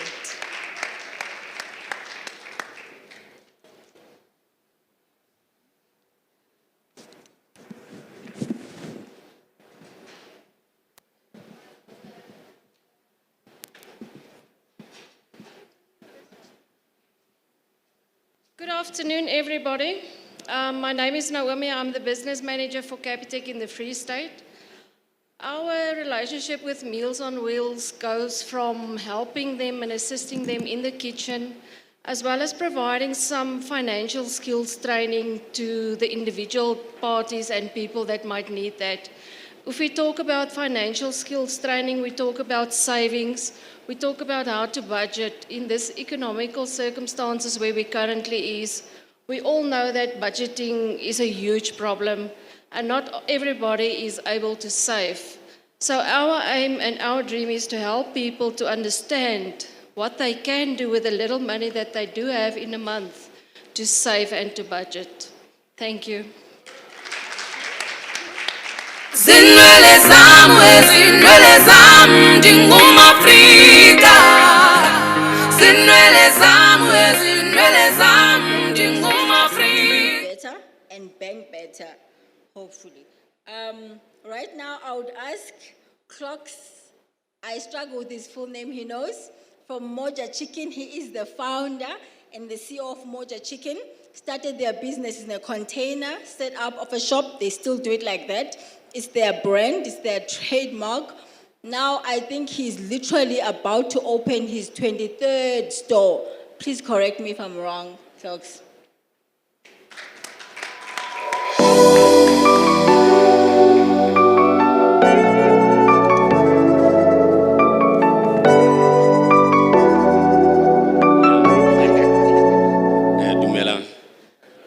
My name is born and raised Kotau, Northwest. I come from a very poor background and poor family. I was raised by a single mother who was a domestic worker. I moved to Joburg in 2005, where I started hitting the street of hustle. I started hustling. 2017, I came up with an idea called Moja Chicken. Moja means awesome, Moja means delicious, Moja means lekker. So I came up with the name Moja Chicken because I wanted a name that could resonate with a lot of people. I started Moja Chicken. We opened our first store in 2019 in Soweto, September the 28th. We are two years old now. We have 6 stores that are currently running. We open in 2 more stores in 2 weeks' time. I'm the founder and I'm the only director of the business. I'm 34 years old. This year, NYDA awarded me with an award for being a 2021 Trailblazer. Thank you. One of the reasons I started Moja Chicken was because I believe in empowerment. I believe in job creation. Currently, Moja Chicken has employed 40 people, meaning we are feeding 200 people. That is the main drive of me opening the business. And I'm very, very much happy and honored to be part of this program, Meals on Wheels, where I'll be meeting the entrepreneurs, sharing the skills and the little knowledge that I have. I'm very excited and thank you so much. Ke a leboha.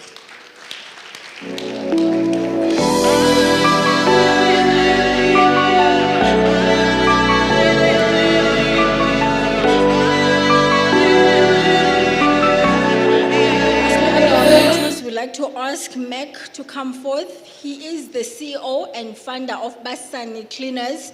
And Mac, I always put him on the spot. Like, there is so much empowerment in his story.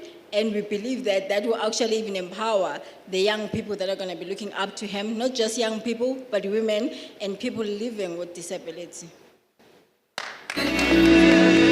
Kunzima namdiyazi ingatuphelela ngamandla feeling empty is nothing new awuyazi noma ubheke phi to you all protocol observed.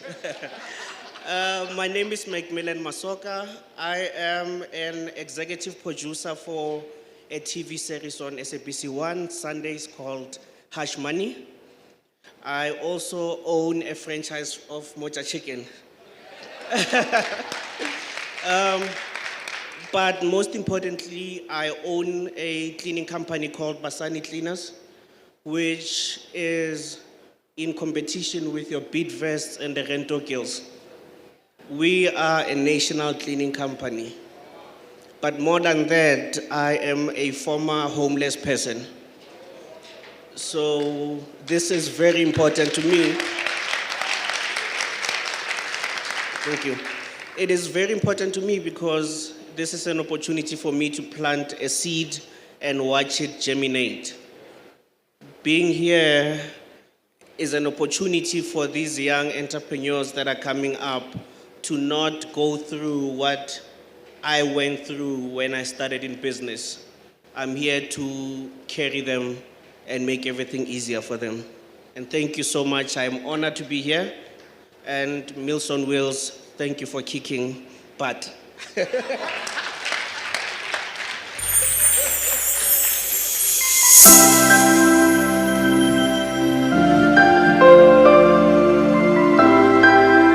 Spencer, our chairperson of the board, and the whole board and the pastors at Meals on Wheels, I did warn them that we are a Christian faith-based organization. Please do forgive them. As long as they're bringing positivity, just bear a bit.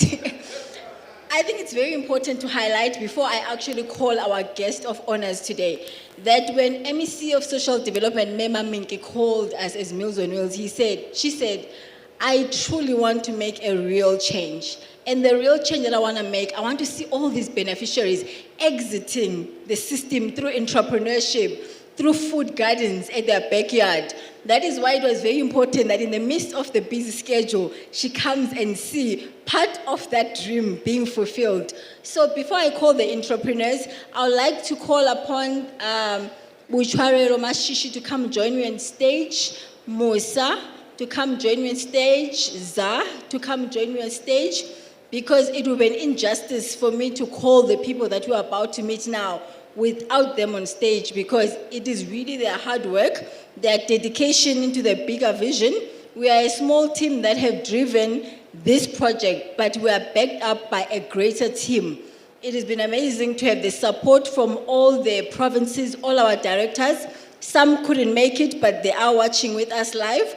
Some are here. We've got the director from TOC, Pastor Mpo. We do have the finance director from TOC, Andile. We also do have a director from Eastern Cape, Pastor Hoji.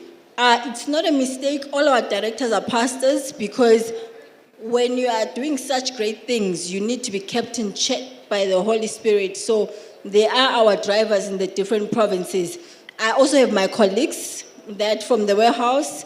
I also have my colleagues that are in Bloemfontein. They have all contributed to making sure that this day is a success. And we've got the back of the board and of our three fathers. We've got the National Programs Director, who is very busy making sure that we're going live and showcasing this event. We've got the National Finance Director and our National Acting National Director, and we are very grateful. Right now, I would ask that TNT Pizza join us on stage. Where is that?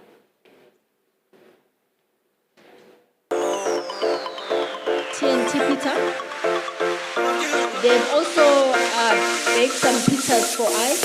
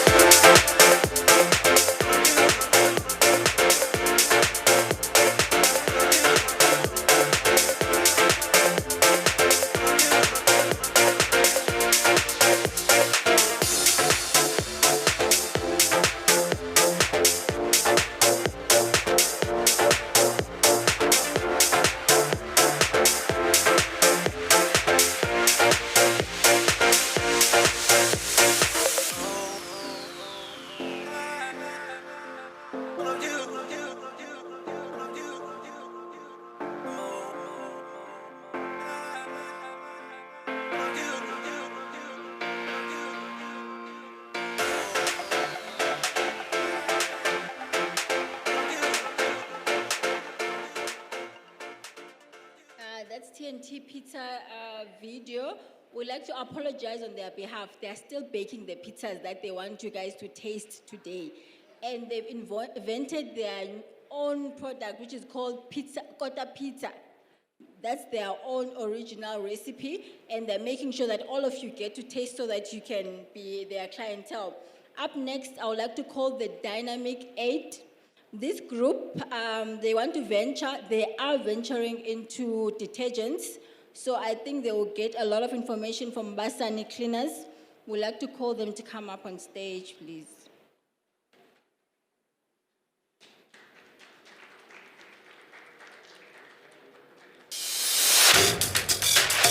Coming at the money, what's a meals on this? Give it a week at the Bucamoso, Bochati, or Elena Bahosani. Check out Galella, give the product is a cleaner. Give it a Lena Bahosani, give it to a lady. Ilo product that direct is a company in the whole lower overseas the type of defeat, direct say.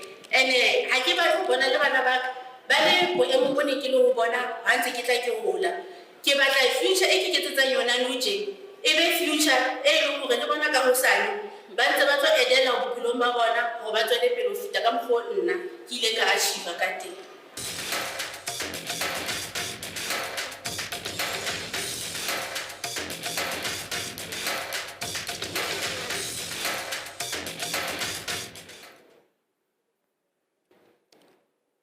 Good day, ladies and gentlemen. We are Team Dynamic from Ward 11. It is with great pleasure for us to be here. We manage our park, making sure that it stays clean and safe. In the process, Meals on Wheels is assisting us to start our own business. We produce cleaning detergents, the best ones ever, and it's going to be the best, I can assure you of it. Our dream is to see our product compete with international brands. And we also want to uplift unemployed youth in our community, because unemployment is such a big deal nowadays. Lastly, we would like to thank the MEC of Social Development, Miki Kabate, for coming up with the idea of renewing our parks and keeping them clean and safe. Thank you, Social Development, for the opportunity you have given us and also introducing us to Meals on Wheels. Thank you, Meals on Wheels, and their assistants. Thank you so much.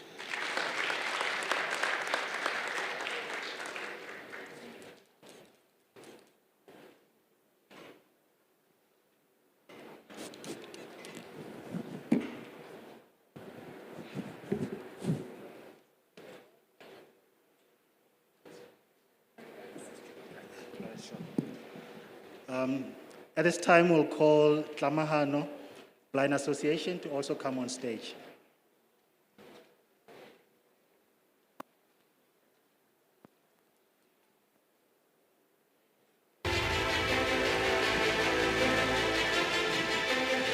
Lebitso la ka ke Reverend Mogolwa ke setho ebile ke mongodi wa Tlamahano Blind Association.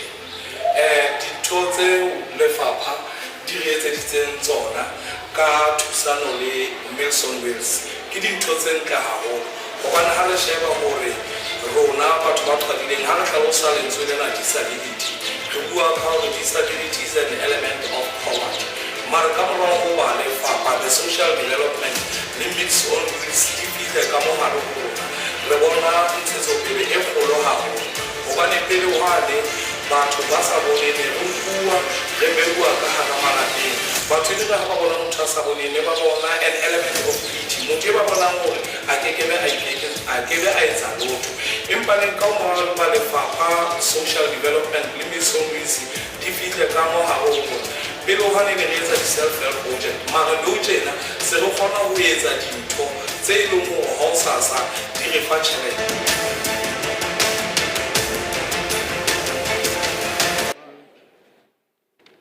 ETA, Meals on Wheels, ETA, Social Development, ETA. I've already observed the protocol, so Mahluana Tlontusa because the ABC is here.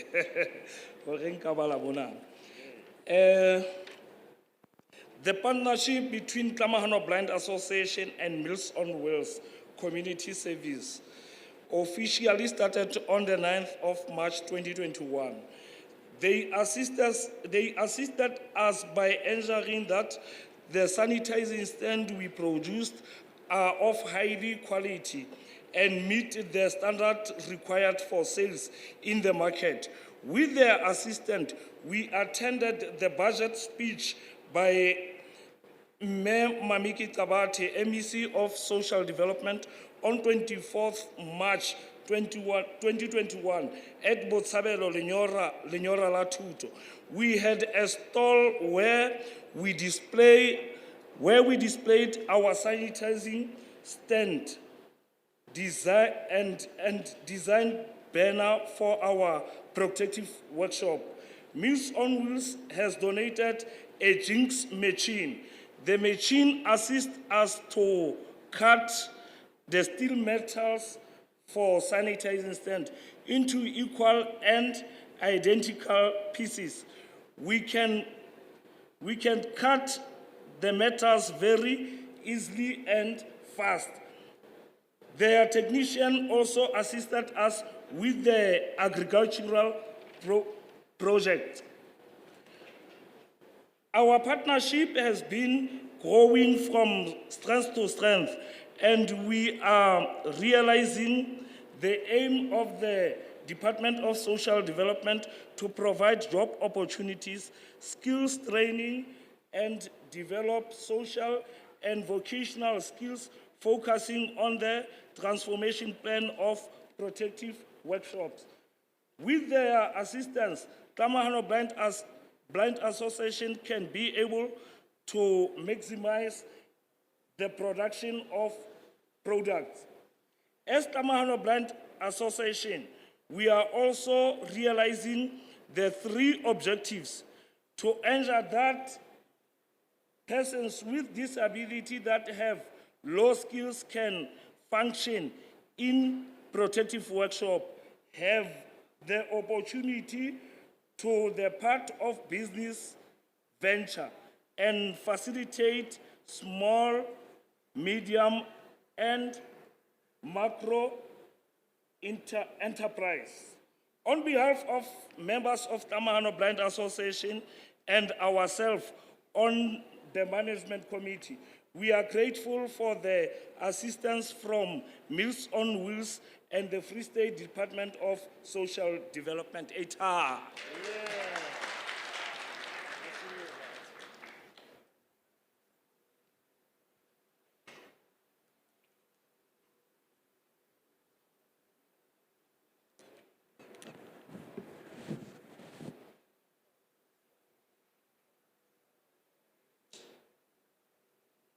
Good afternoon, ladies and gentlemen. We'd like to call upon the hot plate.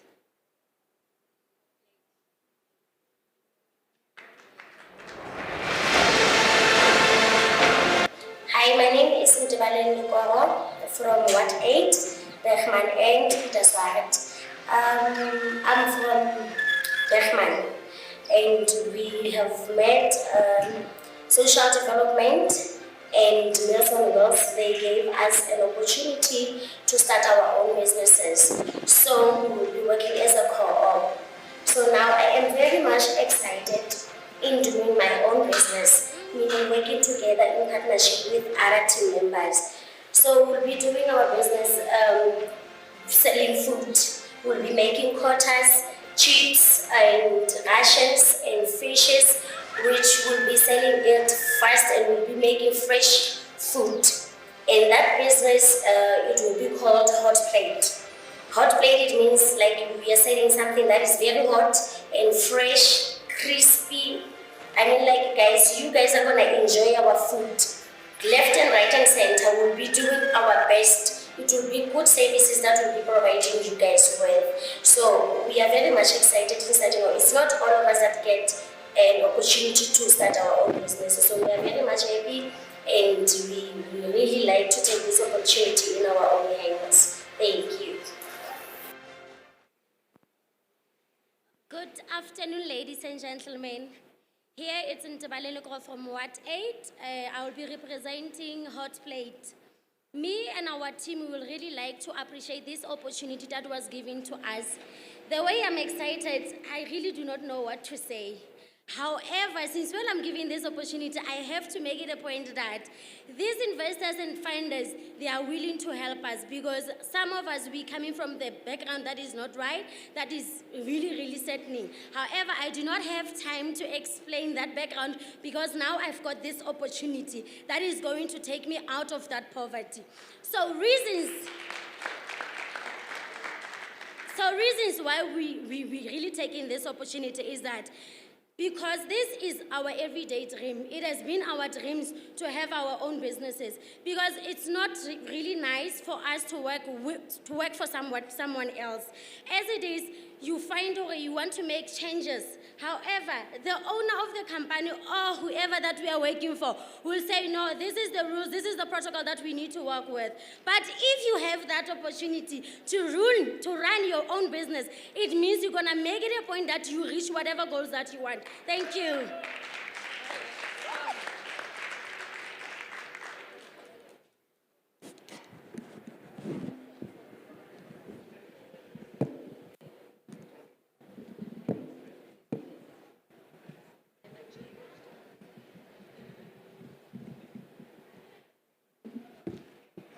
At this point in time, we'll call Zenzele, which are from Ward 1. Maybe to also come on stage. Thank you.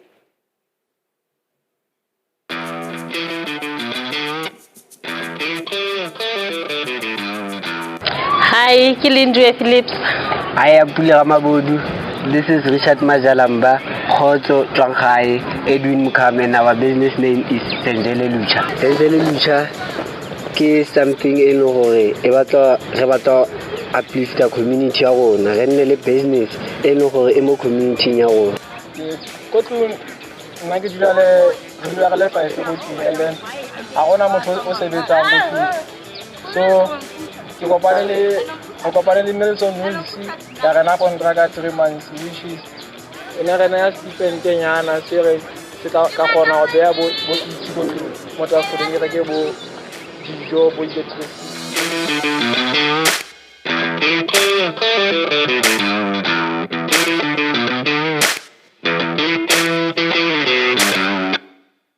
Good afternoon, ladies and gentlemen. My name is Pula Ramabudu. I'm from Ward 1.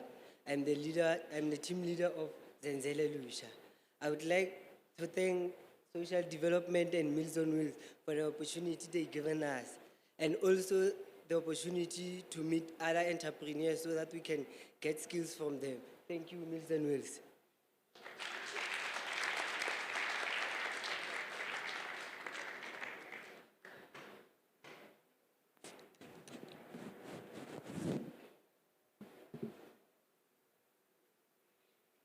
And last but not least, we'll call upon Lema to come on stage also. Thank you. Hi everyone, my name is Linda Muraga. I'm 29 years old and I'm a smallholder crop farmer. So how I got into crop farming was that I had a company that did supply and delivery since 2012 and I needed assistance with my company, so I went to my aunt, and my aunt decided to bring 5 women together. She brought us together, we had a tea party, and she told us that we should go into macadamia farming. But like any other project, you need capital for it. So none of us had land, and I had told my mom the situation, and she said, you know what, I still have a piece of land that I haven't used, and I haven't done anything on it. Maybe you guys could use it for your macadamia farming. I went back to the ladies, and unfortunately all the ladies had their own things going on. So I decided that I'm just going to continue and see what I can do. And that's how I ended up doing my spinach. And that's how I started out with my capital for the spinach, and I just decided to continue with the project by myself. And that's where Meals on Wheels came on board and helped me out by buying my veggies. So they helped me a lot. Thank you so much, Meals on Wheels.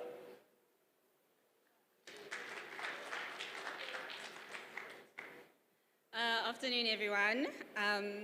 I might babble a bit. Please, I apologize for that because I'm very nervous. I'm unprepared. Thank you. So my name is Lindwe, and I breathe life to seeds, meaning I'm a vegetable farmer. So my sanctuary is situated in Martindale. That's between Bloomsbury and Shannon. And what I do currently at the moment, I specialize in spinach, but I do have other vegetables. And I stumbled into agriculture, and if I'm being very honest with you guys, I'm never looking back, ever again. And when I was still in agriculture, I came across a video whereby a young lady was at an agricultural conference, and she said that the problem with the youth now is that actually not the youth, the government, is that they are not making agriculture look attractive for the youth. So I took that video and I was like, oh, okay, cool, I bet, I got this. You want agriculture to be attractive? I've got you, I'll do it. And that's my mission. I just want to attract the youth to agriculture because if I'm being honest, it's the most fun thing to do. And it's just a peace of mind as well, it clears your head.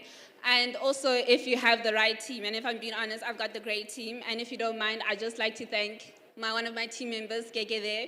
Thank you so, so much for getting me to this point. And thank you so much to Meals on Wheels for supporting me, because they are the reason that I am here. They have sustained me so far. And I am so excited to be one of the entrepreneurs on their program, because I'm just so excited to learn more about how to maintain and sustain my business. Thank you so much.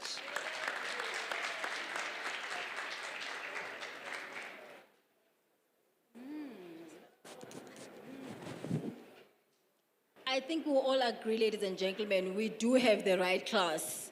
Ne? Everyone who has come up, they are so excited, they're so willing. So contrary to popular belief, our young people do want opportunities. They appreciate the opportunities and they are ready. And again, as the team, we would like to thank everyone who's come on board. All the strategic partnerships that are here that have said we want to come together for change. We are all game changers. Thank you.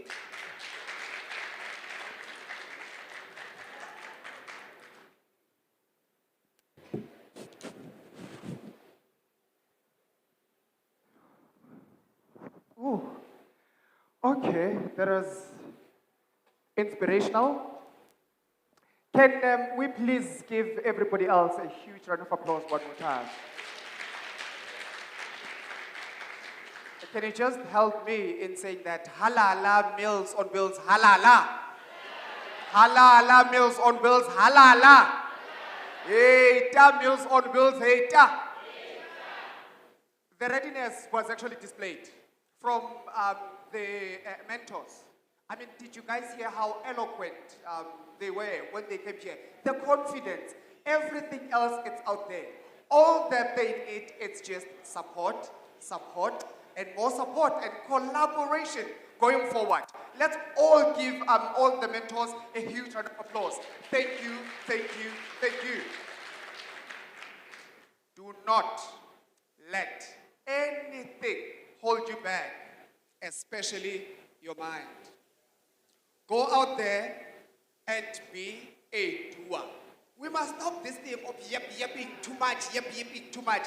Let us go out there and implement. Says one, Angesh.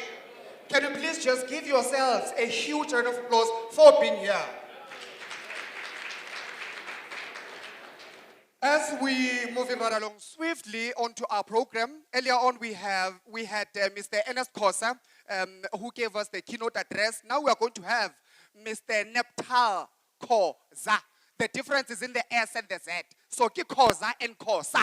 Mr. Neptal, he's from Capitec Bank, from the Corporate Social Investment. Can we please welcome him on stage?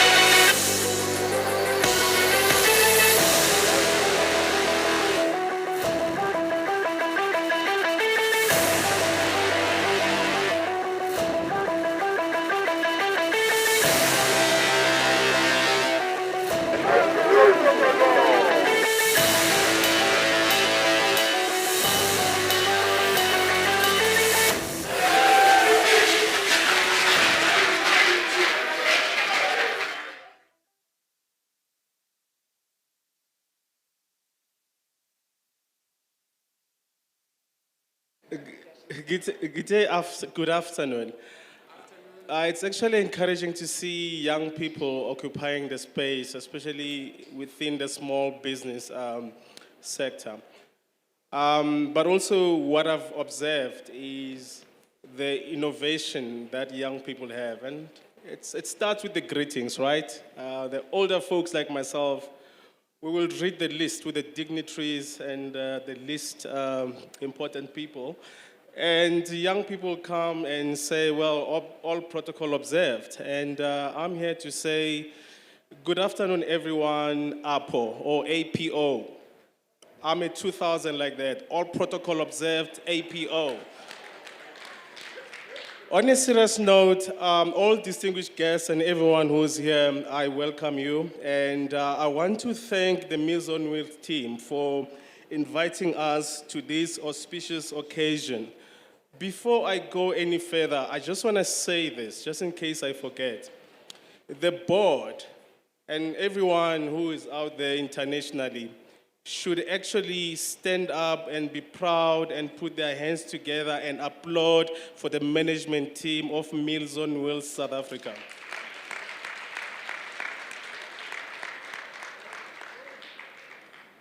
We believe in collaboration, and I think that's what Mr. Koza said. And I was quite nervous when they said I'll speak after him, because as an African man or a Tsonga man, we were taught that when your elder speaks, you dare not say anything that will contradict or that will be misaligned to what they say. So I'm a Tsonga man. I'm going to build on what he said around the issue of collaboration. And here we're talking about strategic collaboration, which will ensure that there is a sustainable developmental impact. And we've seen this. So, and I always look at our relationship with Meals on Wheels, and I always say it's tantamount to a lady dating a focused boyfriend. You know within 1 month if this thing will get you somewhere or not. And our engagement with them, within 1 month, we knew that we had something going on. It's refreshing to work with an NGO that does exactly what you want them to do. And what I mean exactly, I'm saying this because I understand that it's an interrelational thing, right? It's not just because I'm a funder, therefore I dictate. No, I listen to what the NGO says. When we talk about impact, it has to be something that we both agree on. You need to hold me accountable as your funder, the same way that I'm going to hold you accountable as a beneficiary. But most importantly, it's in how you. They say it's a gift that keeps on giving. It's not just we fund you and you just hold and do your own things, but you ensure that our communities are better. I mean, just looking at the young people here who are doing things, who are making things happen. And I think this also culminates from what I was talking about yesterday at the function. I talked about the VUCA world, the volatile, uncertain, complex, and ambiguous world, which needs young people or people that are innovative, that will say, if there's a pandemic that brings upon problems, what are the solutions to these problems? We know that a lot of businesses closed down, but at the same time, a lot of businesses started. I would like to begin, because I haven't started, I would like to begin my, I'm joking. I won't take more than 5 minutes, but I want to begin I want to share an African parable that says, every morning in Africa, a gazelle wakes up, and it knows that it needs to run faster than the fastest lion, or else it will be killed. At the same time, a lion wakes up, and it knows that it needs to run faster than the slowest gazelle. Otherwise, it will starve to death. We find ourselves in a situation whereby we've got unemployment, we've got inequality, we've got poverty, we've got all these solutions. The question is, how fast are we? How are we working together to solving this problem? And that's what talks about collaboration. Collaboration to solving problems, because none of us is immune. And if ever you've doubted that, then look back to what happened with the unrest. Because the communities that were, yes, there are political issues to it, but I also look at it as an economic issue. It's a social issue. None of us were spared. Capitec suffered the most branches of all business, of all banks. You know that, right? And obviously, it's due to our own building blocks. We are accessible, right? Where you find the ShopRite checkers, you find the Capitec. So Luthers found the ShopRite, then they found the Capitec, and yeah. But what I want to say is that we are committed to working with Meals on Wheels, and I believe we've just started, and I believe there's so much that we can do. Well, I'll be meeting with the management team within the next weeks, and we'll look at ways. How can we make a sustainable difference? Yes, we do a lot. Our employees, and by the way, shout out to my colleagues who joined me today. These are the guys that when our branches were tarnished, they actually put their hands in their pocket to say, how much did they have? And for every R1 that they've donated, we gave them R2, and they went to the same community and made a difference.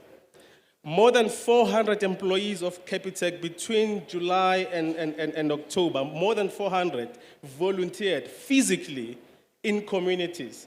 We've distributed over 4,000 meals or food parcels to support communities. We've prepared over 8,000 meals that were given to members of our community. And that shows that there was a partnership that works. I don't want to go into details in terms of how we collaborated, but what I always say is it was like magic, right? You only see what is presented to you, but what you don't see is the work behind the scenes, which again, the team from Meals on Wheels worked 24/7 making sure that they delivered food parcels to every member of our community who was affected. Lastly, I will leave you with this African proverb that says, if you want to walk fast, walk alone, but if you want to walk far, walk with others. And we are here to work with everyone in here. Thank you.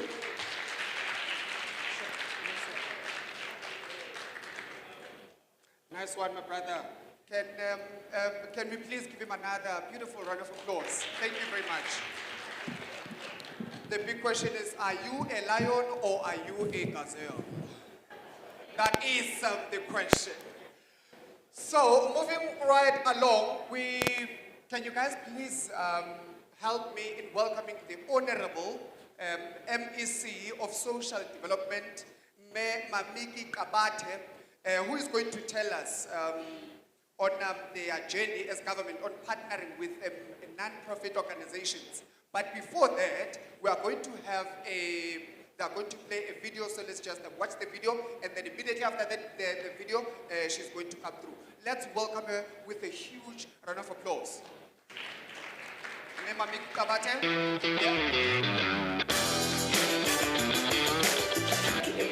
State social development and so give this opportunity.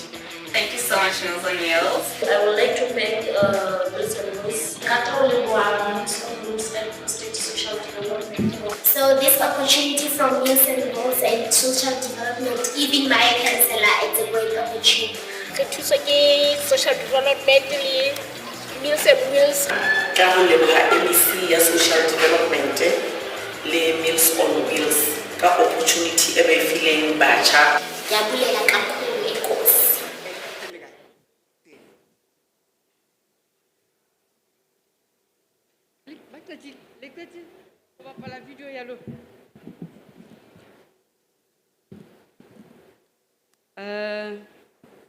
Thank you very much, Program Director Charles. Let me acknowledge the presence of our MEC, Makalo Mohale, who is the MEC for the Department of Economic and Small Business, Tourism and Environmental Affairs, currently acting in the Department of Agriculture and Rural Development. Let me also,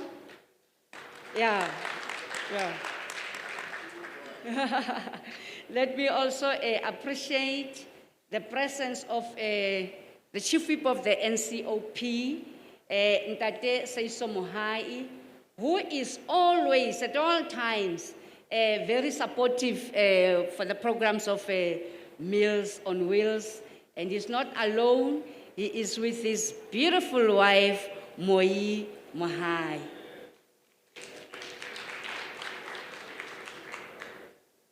Salga Representative Mayor Nozibele Makanda, thank you very much, Mayor, for being with us here in the Free State today. And we have heard the plans that you are saying you are putting forth to ensure that when the new cadreship comes in after the 1st of November, how you are going to encourage them to work together with Meals on Wheels in order to ensure that there is food security within all municipalities. We appreciate that. The NSFAS Chair, Ntate Khoza, in the Free State, we will appreciate you. And in the Free State, you will not be chosen because we are sure that no, you would not be held hostage. The chair of Meals on Wheels, the chair of the board of Meals on Wheels, and everybody that is working within Meals on Wheels, we thank you very much for inviting us to be here today. And every invitee who is in this august house, you are most heartily appreciated and welcome, and you are all important. Thank you very much. Hey, Charles, you don't know the marathon that I had to run, to write in trying to incorporate messages that are coming from 3 offices.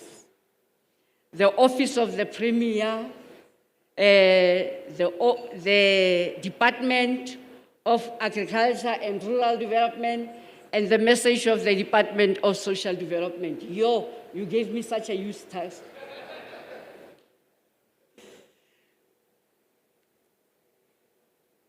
As the government of the Free State, we are happy to be invited here to celebrate the World Food Day with Meals on Wheels and the rest of you who are here. And we want to thank and appreciate the work that you have done, Meals on Wheels. I think it is work that is not like a needle in a haystack. The beneficiaries were seen here today, acknowledging the work that you are doing. Our Premier could not be with us here today, as you have earlier been told, because of other responsibilities. But as a caring leader and a mother, Mayor Sisim Tobel, she is with us in spirit. Hence, she has contributed 10 laptops to the training center that you are opening today, Meals on Wheels. All the departments are directing their efforts to fighting hunger, poverty, and unemployment. Your theme for this year is Safe Food Now for a Healthy Tomorrow, which goes well with the government national theme, which also talks on our actions, our future. Better production, better nutrition, a better environment, and a better life. So we are together. Sihamba sonke.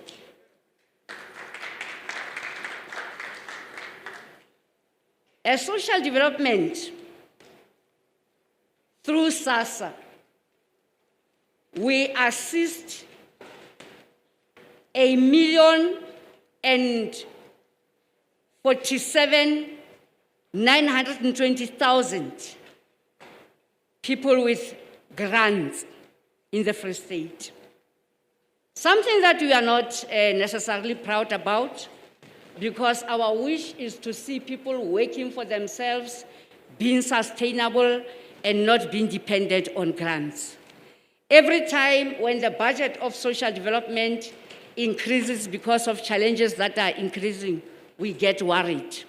We will be proud the day the budget of social development goes down, and the budget of economic development should be going up, and the budget of the Department of Agriculture should be going up. It's quite a challenge, you can see it. With a population of 2.7 million people, that more than 1 million of that 2.7 are on social grant, it tells you we are having challenges in the country and in the province. We, as social development, we are funding over and above the social grants, which are inclusive of old age, disability, and the child care grant. We are also funding the ECDs over and above a child care grant that we are paying to the ECDs for the well-being of the children and for them to access food at the ECDs. But we are also giving a further 17 rand per day per child for 264 days, which is 4,488 per child per annum, over and above the grant that goes to a parent to take care of the child. We are supporting 2012 NPOs in the Free State. Others, we are working with them as service providers, and Meals on Wheels is one of them, that we are working with them as a service provider to reach out to many more others. We have worked with Meals on Wheels during the high levels of COVID to help us to distribute food to the vulnerable families, and they did a good work. They helped us that we shouldn't be having long queues where the food packages could be a spreader also for COVID. They help us to man that work very well, and we are thankful very much, Meals on Wheels. We are having 51 community nutrition and development centers, they're called CNDCs, across the province, which are feeding 7,724 families across the province. Over and above what social development is doing, the Department of Agriculture and Rural Development, over and above producing food for the country, but they also helped 6,671 households to have food in their homes. They are also helping 157 institutions with agro-processing and small business development. We are in a process of establishing a provincial food and clothing bank.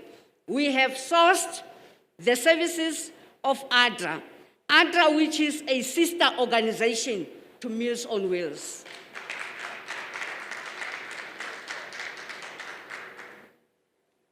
All of these efforts are to build a hunger-free community. But this government has said that together we can do more. Hence, we call on all of you to help us to add on the footprint of government, but also to add on the footprint of the 36 million meals that Meals on Wheels has achieved. We request you to be part of the revolution. that never ever, never ever throw food away whilst someone next door to you does not have anything to eat. Let us give to those that are less fortunate. Let us ensure that we have food gardens at our places, and having a small space is no more an excuse, because even in these vases we can plant. In anything we can plant, even for those that are having small spaces. And when we have planted, let's learn to share. The theme says, we are what we eat. So our call for you to be a revolutionary is because we want you to help us that our communities, and particularly our youth, should not eat drugs. You have that role to play. Because many of them, where they are, when we visited them in prisons, and those that are at our rehab centers, there are 4 things mainly that they are raising that makes them to be using all the drugs that are being used today. They say, as they talk to us, poverty is a challenge. Hunger is a challenge. Unemployment is a challenge. But the 4th challenge that they are raising, the absence of the fathers in their lives. So we request all the fathers that are in here, rise up, ensure that where you are, you take care of your children. Don't run away from paying pap health. It helps. It helps that there shouldn't be hunger in any family. Those children need to be supported. Thank you, Meals on Wheels, for the good work that you are doing. We know that your footprint goes beyond our province. And on behalf of the Premier, we say these relations will be strengthened further, of working together, even with other NPOs, and government can be all over the place. It is also through you that we are reaching our communities. And we also want to thank you, specifically as social development, in helping us to help these young people that were standing here, that they should be self-sustainable. And one thing that we want to appreciate, we saw the discipline that you have instilled in these young people that you are working with. We have realized that you are not just working with them and getting away, you are also involving them in terms of faith, and they are working in a godly way in helping our communities.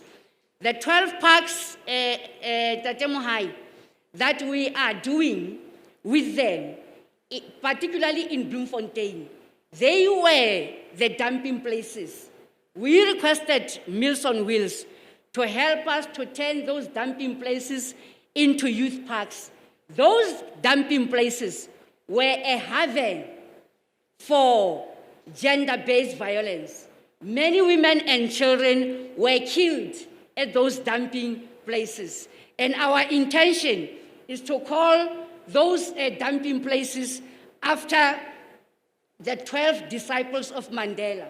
Because it is only in the Free State where Mandela chose 12 people to work with and said, these are my disciples. So that history will also be appreciated, and we hope our young people, as they are working there on the ground, they will appreciate where we come from, where we are, where we need to go through those parks, defend women, children, and people with disabilities. We are humbled by your good service, and let's continue working together. Thank you very much.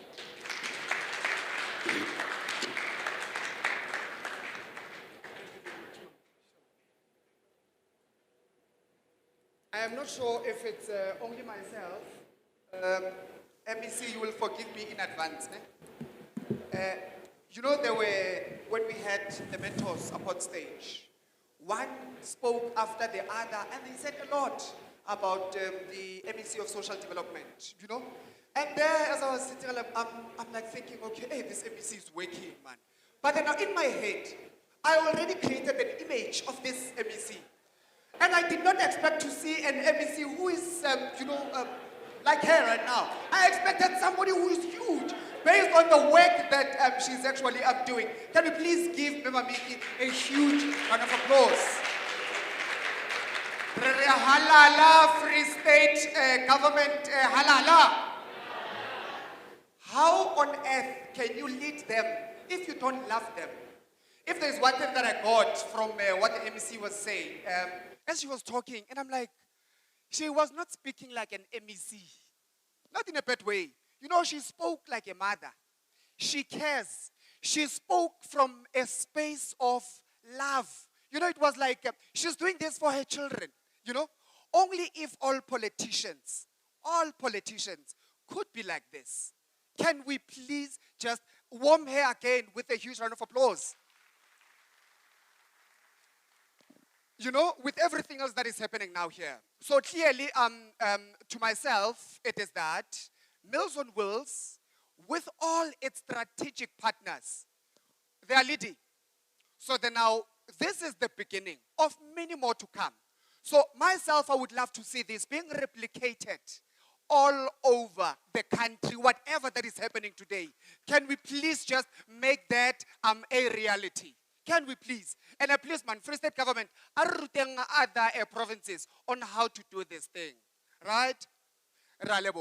So then on that note, ladies and gentlemen, I'm sure we've had inspirational words and words of encouragement from everybody else. Now it's that moment whereby everything else needs to be sealed.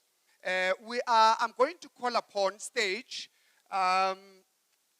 the following people. This is now for the signing of the memorandum of understanding between Mills on Wheels and all its strategic partners. I can see you guys are tired. It's hot. It's not because of the sun outside, but because of yourselves. You guys are very hot, you know. So as we draw closer to the end of our program, can I please call the officials or management from Mills on Wheels, the national director, Tatu Mngube Mhlekazi, Khawuze Tata, Olisi Mngube. Can we also have Morena Airfort Mbebe? Can we also have the programs director, Morena Geshwen? Yes, Gershon Naidu, my apologies. Gershon Naidu, who is the programs director. Can we also have upon stage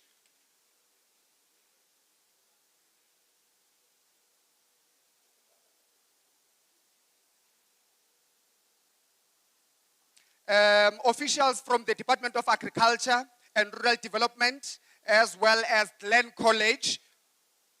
Is it Glen College of Agriculture? Something like that. Yeah, short. Are we not happy? Can you please give them a huge round of applause? I mean, this is a milestone. It's very, very important. I mean, otherwise, this is the reason why we are here. Okay. So, as they come forth,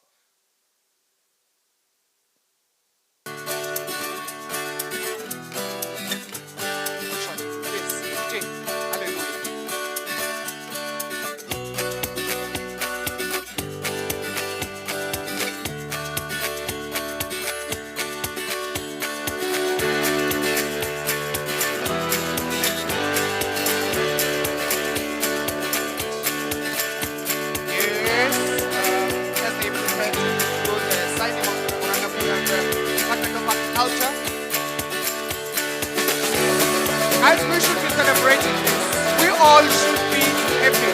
Can you please have the members of the media to come forth and take pictures?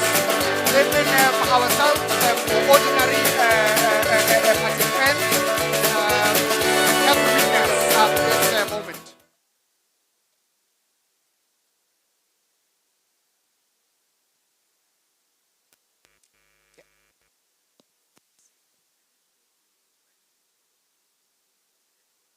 HOD. Ah, okay. I'm reliably informed that it is the HOD, Head of Department for the Department of Agriculture and Rural Development, who is signing on behalf of the department.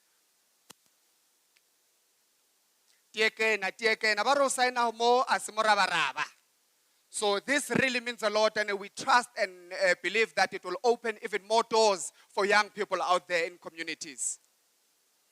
So that now, as this is happening, I'm also reliably informed that CUT is also coming on board. There are negotiations. They are going to also sign an MOU to form part of this as a strategic partner with the Mills on Wheels. Can we also just give them a huge round of applause for that, for coming on board? We thank you, we thank you, we thank you. We now have Mills on Wheels, Mr. Ngube signing. It's settled. This marriage, there's no more turning back. It's happening. There's no divorce here. Ngenile, pagati inside. Sure. Awesome.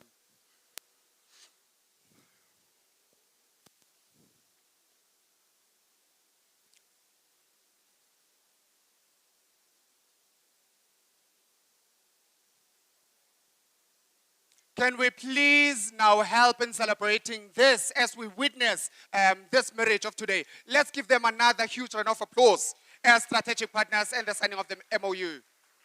Thank you, thank you, thank you, thank you.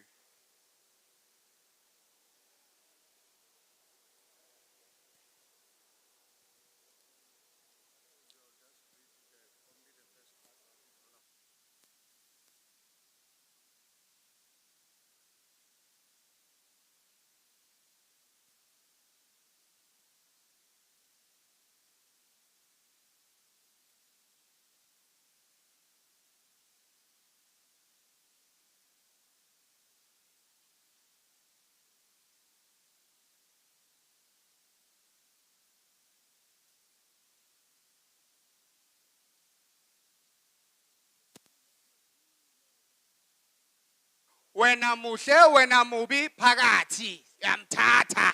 Umungile kwa hao muthu.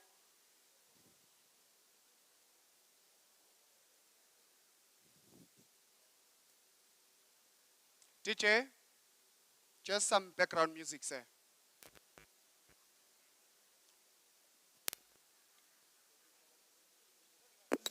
There it is, there it is, there it is. Signed, sealed. Yabo! Round of applause, please. Yay.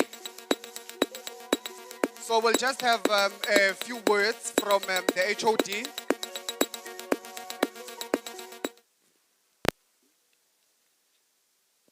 Sean, that.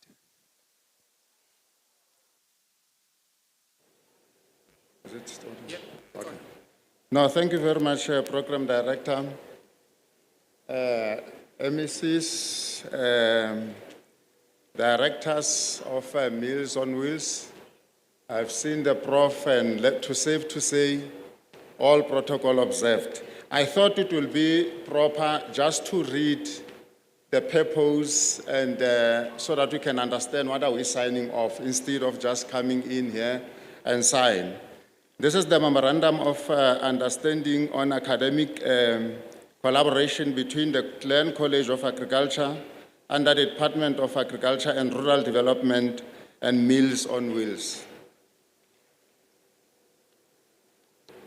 I'm not going to read what CLAN stands for, but I think it will be proper for me just to indicate that the main purpose of the Memorandum of Understanding is the advancement of training and capacity building between the parties, resource sharing, strengthening and the value of the collaborative ties in various areas of common interest and mutual benefit, and addressing any other issues of common interest and mutual benefit between the parties. I will not read other issues that are entailed in the Memorandum of Understanding, but safe to indicate that this Memorandum of Understanding shall be effective from October the 15th, 2021 and remain effective until September the 15th, 2026, after which it will be extended unless one party notifies the other of the termination thereof no later than June 30, 2026. Thank you very much. Thank you very much, HOD. Thank you. Sure. Let's give him another round of applause, please. So we are at the time where the program has come to almost an end. And I think I must actually thank each and every one of you guys for being here, for being patient, for participating, and all the speakers, all the strategic stakeholders, and most importantly, the team from Meals on Wheels, from management right down to that person who does a job which they think that it isn't important. It is a team effort. Everybody else, woo! Everybody else is important within a team. So on that note, can I just welcome upon stage, help me to call upon stage Mr. Gershon Naidu to give us a vote of thanks. Are these the hungry ants? Can you please give another warm round of applause? Yes! That sounds more like it. Mr. Gershon.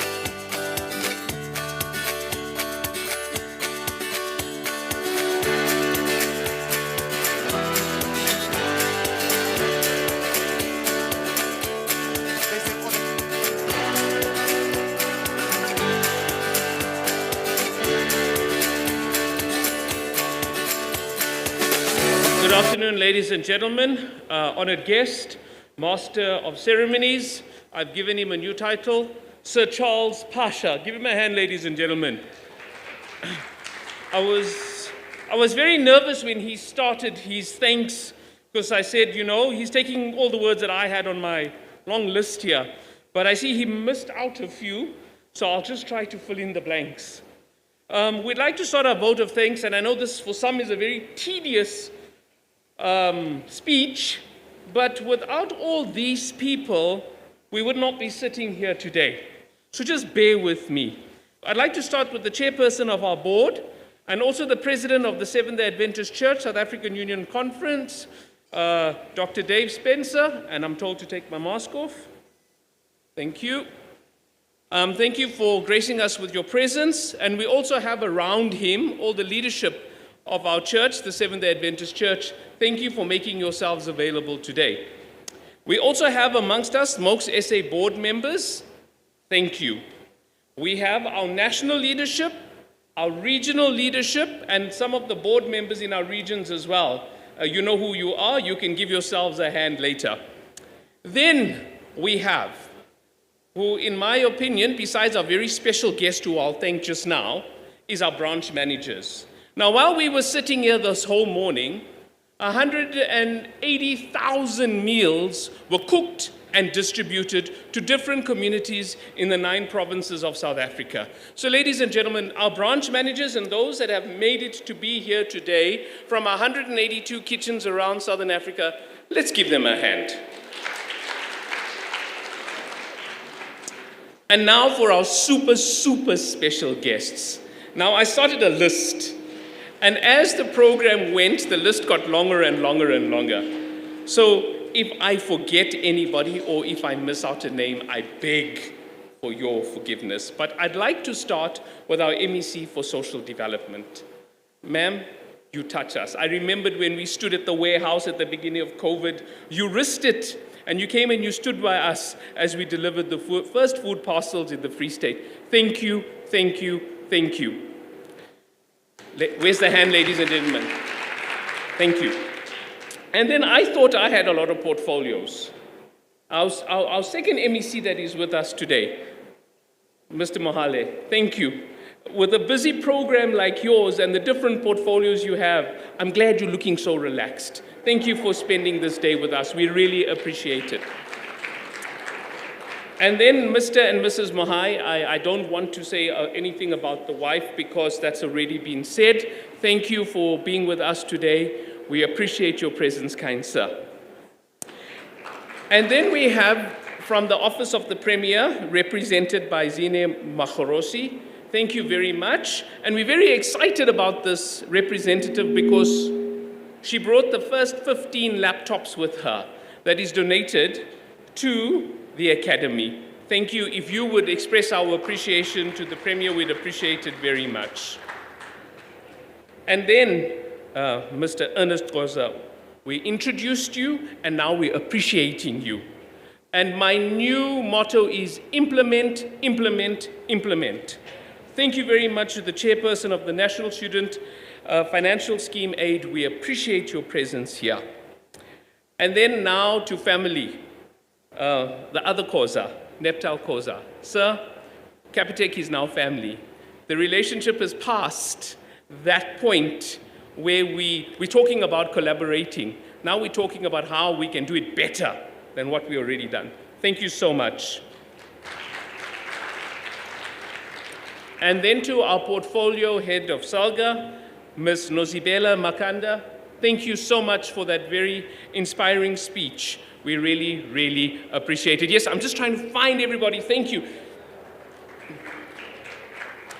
Ladies and gentlemen, there's a lot that you see happening here on the farm.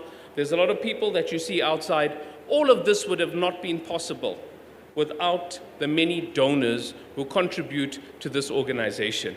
Every single month, 55,000 people from all walks of life make that conscious decision to contribute to a hunger-free South Africa.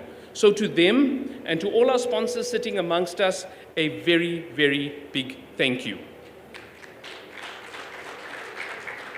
I would not be doing my job properly if I did not thank the Department of Agriculture and Rural Development of the Free State, the Department of Social Development of the Free State, the Central University of Technology of, I'm not going to say of the Free State because we all know that's in the Free State. We appreciate their leadership for being with us today.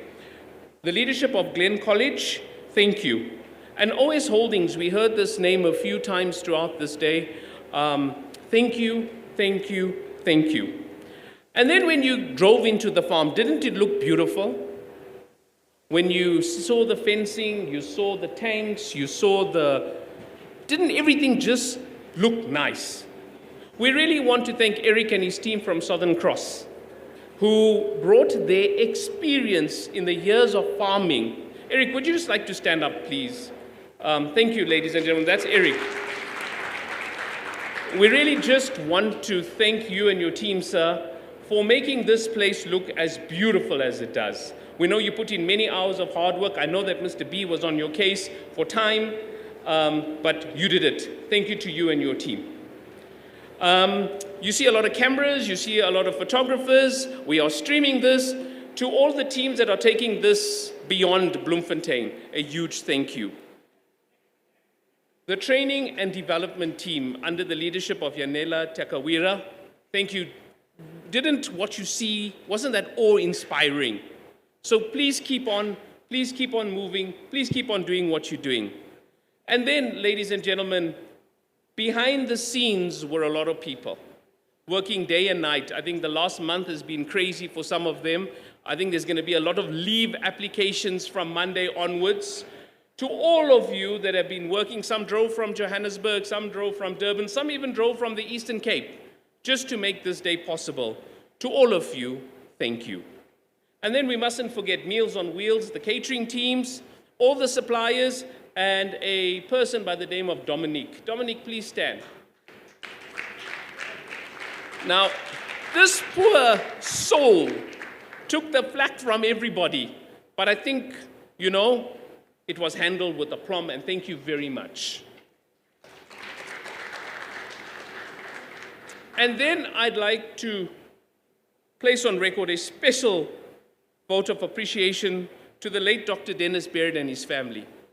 In 1964, when the first meals were delivered on the 16th of July in Duncanville, East London, he never dreamt that this is where we would be sitting today. And he used the word fusion. When he was 94 years old, he gave a speech to us. And he talked about the fusion between a desire to help and a desire to be helped.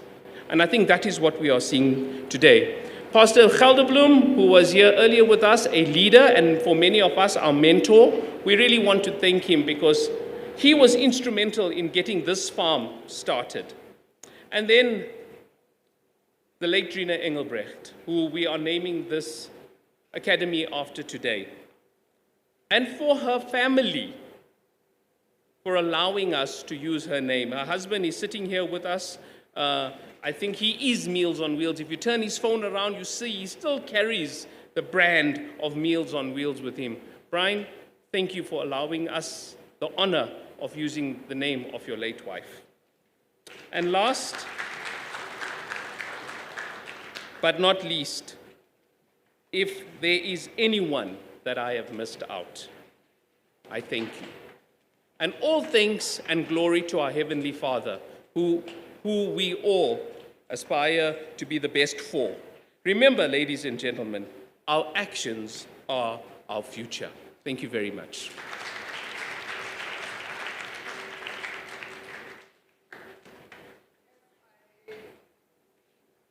As I thank the thanker, Mr. Gershon, I do thank you very much for the vote of thanks, good sir. Ladies and gentlemen, we have come to the end of our program, and it is also that very important time which some of us have been waiting for, eagerly so. One thing that is common amongst all of us, which is food. There is nobody who can say, no, me, I don't eat food. We all eat food. That is one thing that is common amongst all of us here. So this event would not have been an event had it not been for all the sponsors, everybody else, and your guys' presence. So can you please just give yourselves a huge round of applause for being here today. You could have been anywhere else, but you chose to be here. So then now for the official opening of the Drina Engelbrecht Academy, not everybody else, we're not done yet. We're not done yet. So yeah, I will say when we are done. So it's not everybody else who is going to be there where there will be the official opening, the cutting of the ribbon. So it's only going to be, if we could have Dr. Spencer, the chairperson of the board, if we could also have one of the partners, Capitec, if we could also have the husband to Drina, and then the MEC, Memamiki Kabate, to also join, and then all of us, we shall watch it on the screens. Everybody else will have an opportunity to actually watch it right there. It will feel like you are also there, so don't feel bad. And then as we observe the protocol, the COVID protocol conditions, COVID protocols, we are going to be guided. Dominic is going to guide us, so we are going to get served lunch as per table. So if you could just remain seated, and then Dominic is going to assist us on that one. Where's Yanela? Yanela? Where is she? Oh, okay, cool. So that is that. If you could just remain seated, and then we'll watch the official opening on the screens, and then on announcements. On announcements, part of the reason why I am here in Bloemfontein. So after today's event, on Monday, from the 18th of October right through to Friday the 22nd, there will be a walk. It's an awareness campaign. It is actually led by a young man from here in Bloemfontein by the name of Tumi Mudibedi. So he starts. The walk, the main purpose of the walk, it is to actually create awareness to everybody else about kids and everybody else who started, you know. So the walk, it will be from Bloemfontein right through to Kroonstad. It is about 233 kilometers. So I will be forming a part of that. So if you want to know more about that, kindly go to your socials, just check iStarter Foundation. I'm also a starterist of note. Not sure if you guys picked it up. If you didn't, I guess I hit it very well. So yeah, on that very note, ladies and gentlemen, thank you and thank you and thank you very much as we watch the official opening on our screens. Take care and have a lovely, lovely weekend. I love you all. Thank you. DJ, I think it is that time whereby you can simply do what you are getting paid for by playing the music. So some of us can chakatula. We are going to chakatula now. It is that moment. So please, DJ, those who can dance, please feel free to do that. If you want to take pictures, do not forget to network. Network, network, network, network. It's important. You never know. You can get a billion from Salka. Right? Thank you very much, ladies and gentlemen.